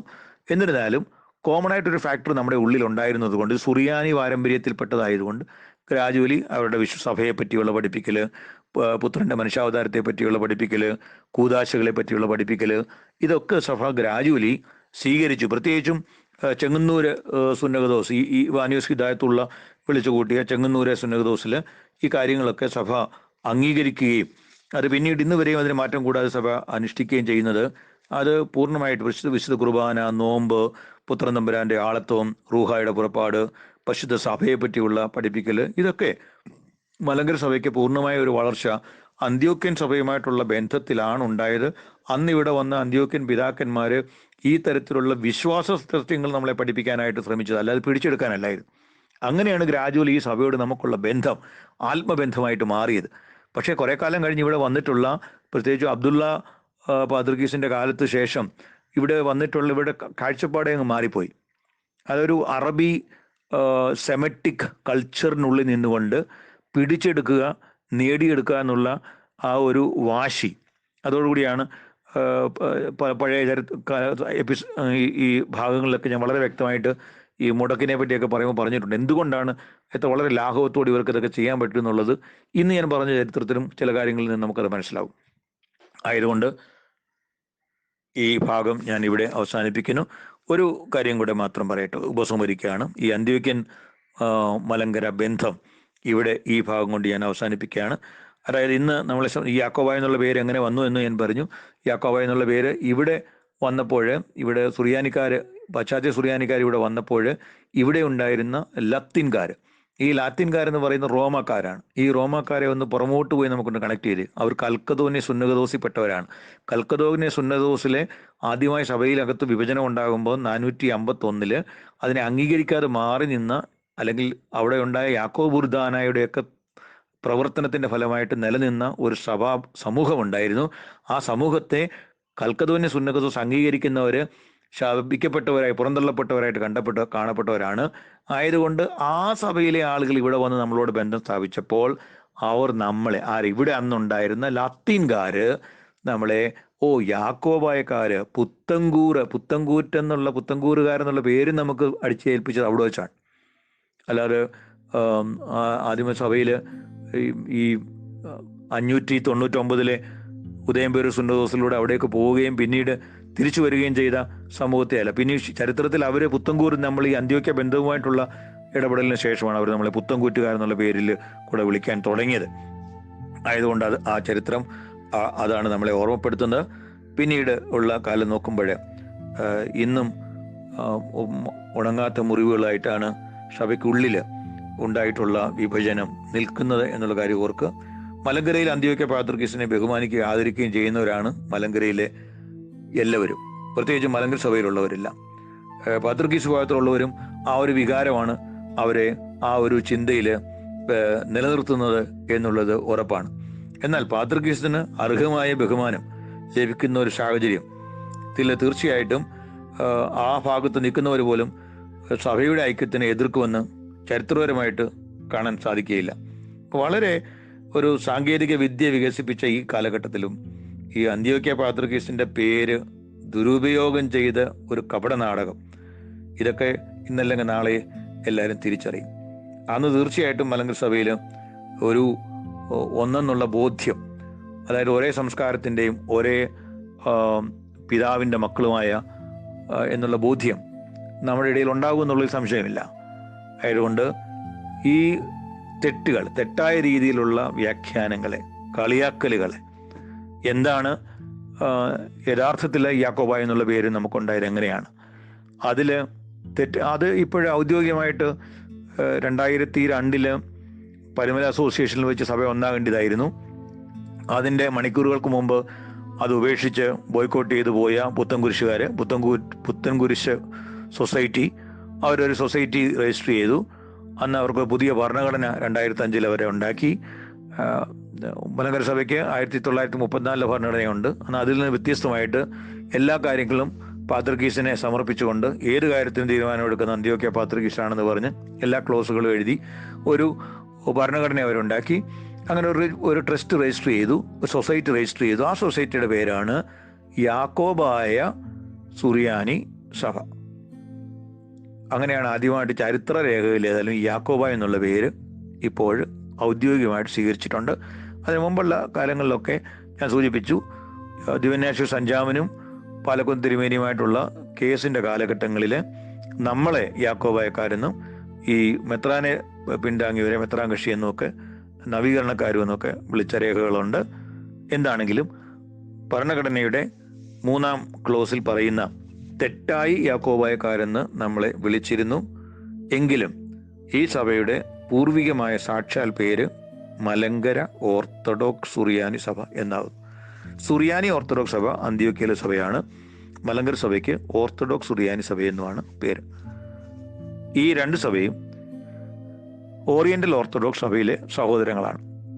ഇന്നും ഓറിയന്റൽ ഓർത്തഡോക്സ് സഭയുടെ മീറ്റിങ്ങുകളിൽ പോകുമ്പോൾ പരിശുദ്ധ പാത്രിക്കീസ് ബാവായും പരിശുദ്ധ കാതോലിക്ക ബാവായും, കോപ്റ്റിക് സഭയുടെ പരിശുദ്ധ പാത്രിക്കീസും, എത്യോപ്യൻ സഭയുടെ പരിശുദ്ധ പാത്രിക്കീസും, അർമീനിയൻ സഭയുടെ പരിശുദ്ധ കാതോലിക്കായും, അതുപോലെ എരിത്രിയൻ സഭയുടെ പാത്രിക്കീസും ഒക്കെ സഹോദരന്മാരെ പോലെ ഒരുമിച്ച് ഇരിക്കുന്നു. പിന്നെ എന്തിന് ഇവിടെ മാർത്തോമയ്ക്ക് പട്ടത്തോ ഇല്ല, മാർത്തോമയുടെ മക്കൾ ശപിക്കപ്പെട്ടവരാണ് എന്ന് പറയുന്ന ഇമോഷണൽ ബ്ലാക്ക് മെയിലിലൂടെ ഒരു കൂട്ടം ജനത്തെ വഞ്ചിക്കുന്നത് എത്ര കാലം തുടരാൻ പറ്റും? ചരിത്രത്തെ തെറ്റായി വ്യാഖ്യാനിക്കുന്നവർ ദൈവത്തെ ഓർത്ത് ഒരു സമൂഹം പണ്ട് സീനായ് മലയിൽ നിന്ന് മോശ ഇറങ്ങി വന്നപ്പോൾ കാളക്കുട്ടിയെ ഉണ്ടാക്കി വന്ദിക്കുന്നതിന് നേതൃത്വം കൊടുക്കുന്ന അഹറോനോട് ആ ഭയങ്കരമായ കോപം അടങ്ങിയപ്പോൾ മോശ ചോദിച്ചു, ഈ ജനത്തെ കൊണ്ട് പാപം ജയിക്കുവാൻ നിനക്ക് എങ്ങനെ കഴിഞ്ഞെന്ന്. അത് ഓരോ സത്യത്തെയും വ്യാഖ്യാനിക്കുന്നവർ ഓർക്കുക. ഈ ജനത്തെ കൊണ്ട് പാപം ജയിക്കുന്നത് നിനക്ക് എങ്ങനെ കഴിയുന്നു എന്നുള്ള ചോദ്യം പ്രസക്തമാണ്. സത്യം എന്താണെന്ന് മാത്രം അറിയുക. അവരവർ വിശ്വസിക്കുന്ന വിശ്വാസത്തിൽ ജീവിക്കാനും തുടരാനും എല്ലാവർക്കും അവകാശമുണ്ട്. ആയതുകൊണ്ട് അതിനെ പൂജ്യമായി കാണുക, മറ്റുള്ളവരെ പരിഹസിക്കുകയും അപഹസിക്കുകയും ചെയ്യുന്നത് ക്രിസ്തീയമല്ല എന്ന് എല്ലാ ഭാഷക്കാരും ഓർക്കുന്നത് ദൈവ നാമ മഹത്വത്തിന് ഉചിതം. സ്നേഹത്തോടെ ജേക്കബ് തോമസ് അച്ഛൻ.